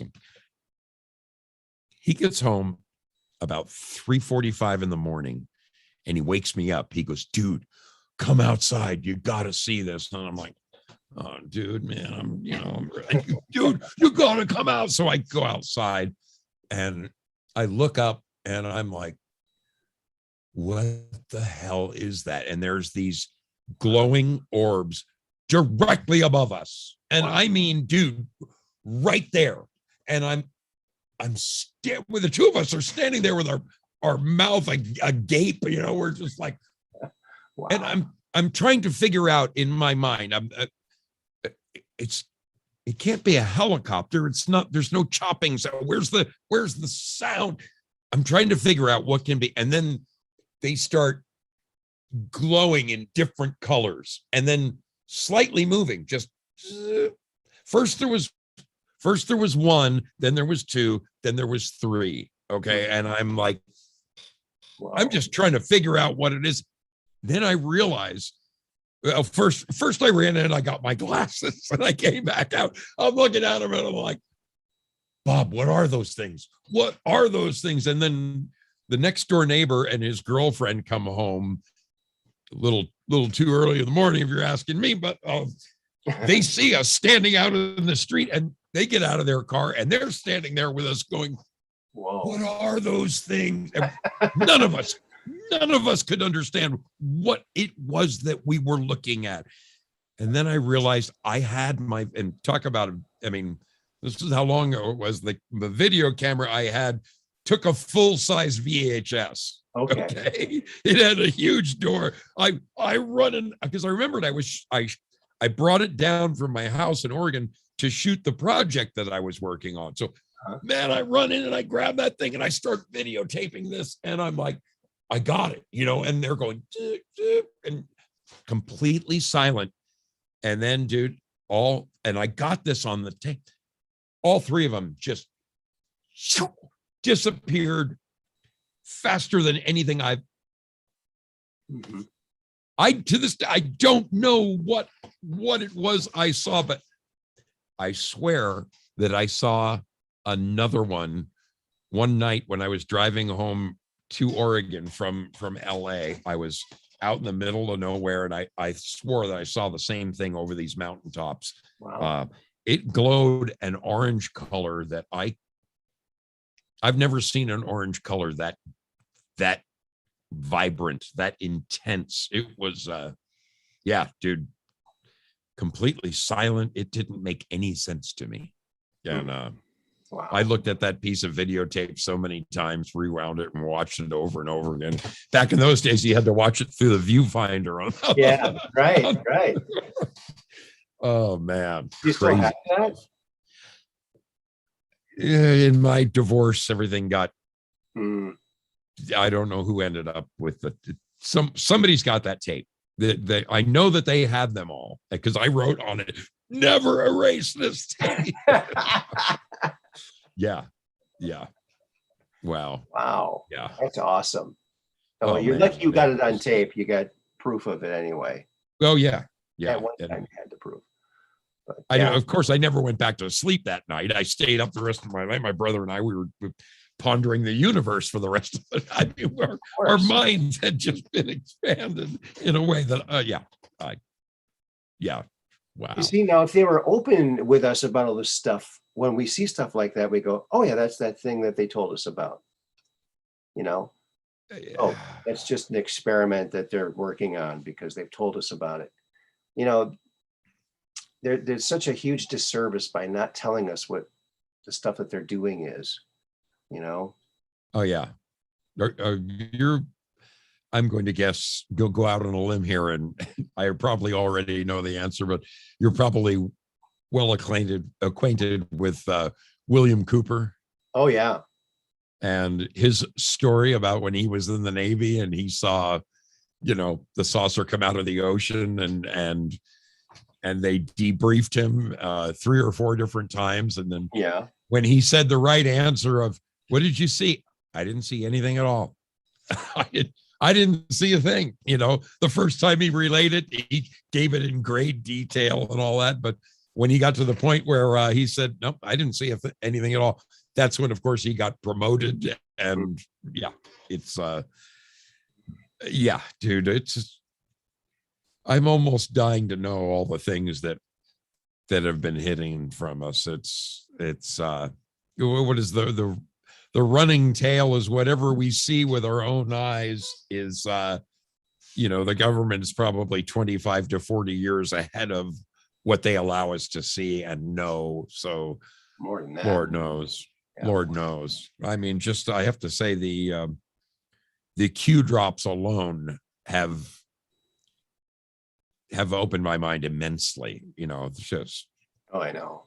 It's crazy how things can happen on an exact date and, a time shown on a watch. And I mean, I know. It's too much to take in. Even still, they get 3 and 4 year deltas now, and things are happening and numbers are lining up. And now Jack Dorsey stepped down, and Q talked about that. Yeah. Bye, Jack. Yeah. And Trump put out a tweet today, or a message. Adios, Jack. Is that what he said? Adios, Jack. Now, did he really? How about reinstating the greatest Twitter account ever? Oh, did you? Yes, something like that. I'm paraphrasing.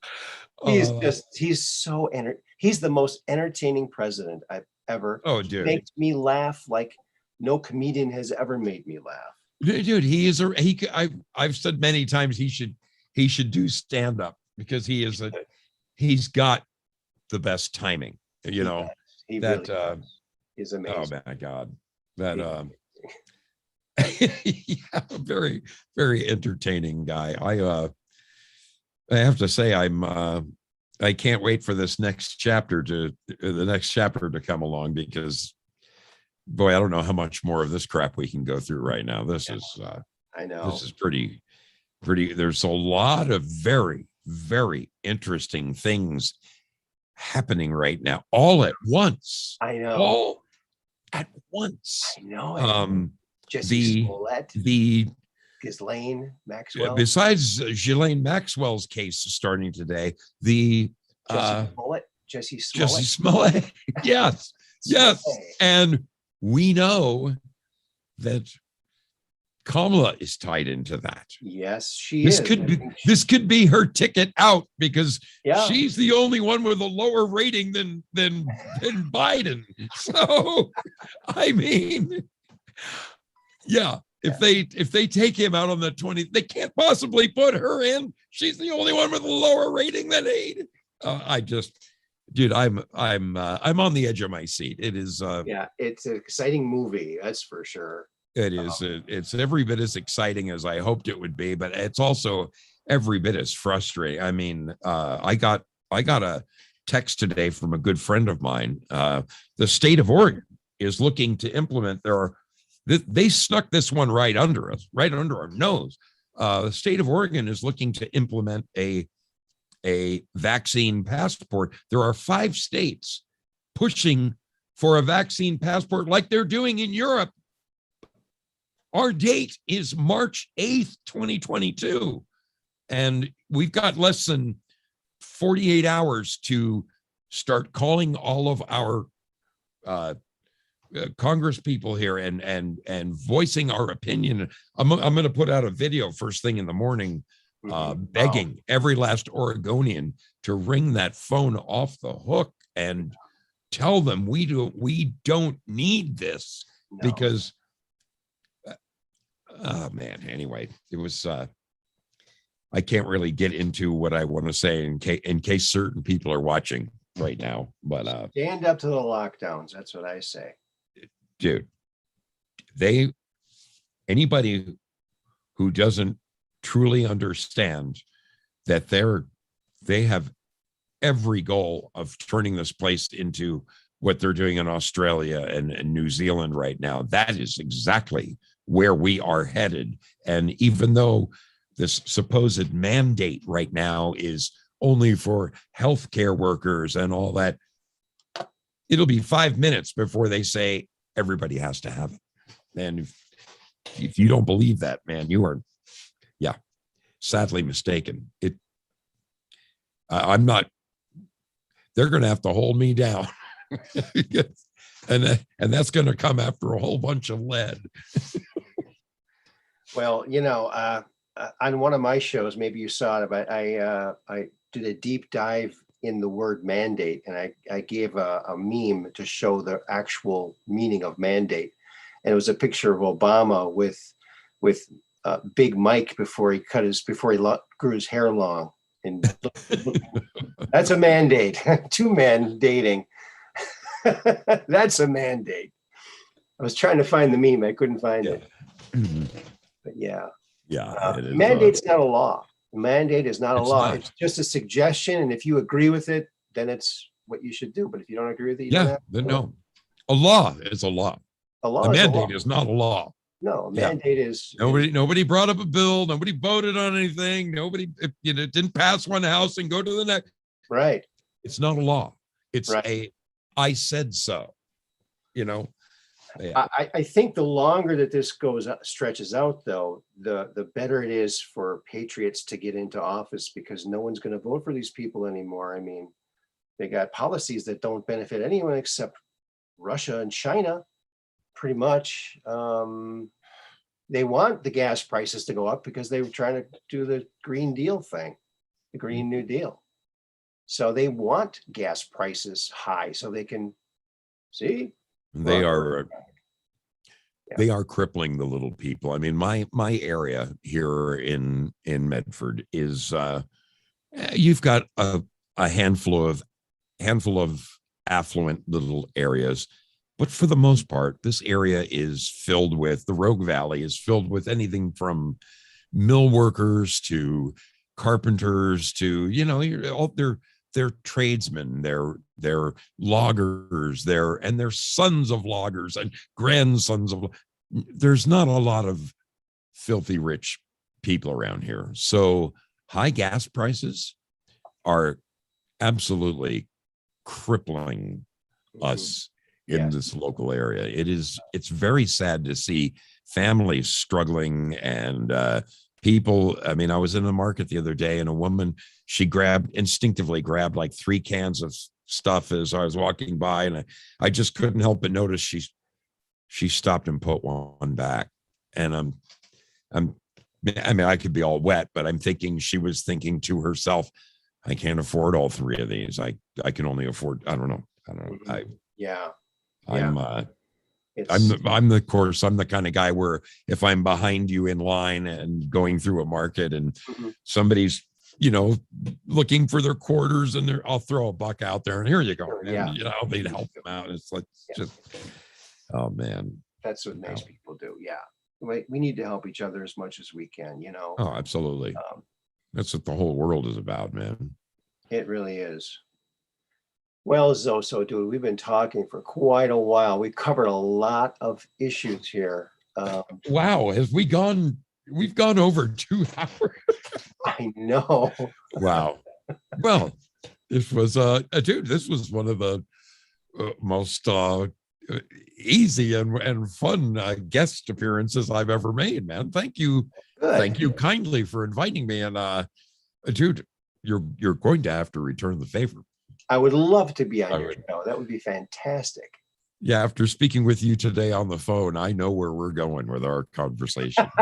Yeah. There's no question about it. Okay, good. Yeah. That'll be fun. That'll be fun. Yes, I would love to have you aboard. That would be great. Sunday night is probably going to be our night. That's my that's my most open and fun night where we can just do whatever we want. So okay, I'll get with you and we'll pick a date. Okay. Outstanding. Sounds groovy like a record. Aaron, I really want to thank you for this opportunity, man. I've enjoyed it thoroughly. The time actually just flew by. Wow. I know. Well, the pleasure has been all mine because I'm a big fan of you, and I hope that all of my my people here that have come over have gone over and subscribed to you, because we need to get your numbers up to the millions. Let's get him up there, because this guy is a cool dude. You are most kind. I feel quite the same way. I hope it's reciprocal and a bunch of my people get turned on to you and go, wow, that guy's really interesting, because you are, man. You really are. Thank you. It's been a pleasure hanging out, man. Thank you. Thanks again. Thanks so much. Thank you. Thank you so much. Good night, all you fine people. I'm looking at all your names, and I'm seeing a few of my regulars hanging out there. But you've got a nice little following here, my friend. Yeah, I got really super chat people. And your peeps. You got your peeps. It's like I've never had so many friends. It's a wonderful, beautiful thing, this intranet. So I'm very grateful for everybody that comes and watches the show and comments and likes and shares and subscribes and sends it to their friends to subscribe, sends it to their enemies to subscribe, everybody. Aaron, it's been a pleasure, man. Thank you. Thank you so much. Thank you very much. And I want to thank the mods and all the people in the chat. And remember to keep your cameras and phones to the sky so you can take that picture and come on to the UFO show on here on the YouTube. And remember, you rock. Peace in.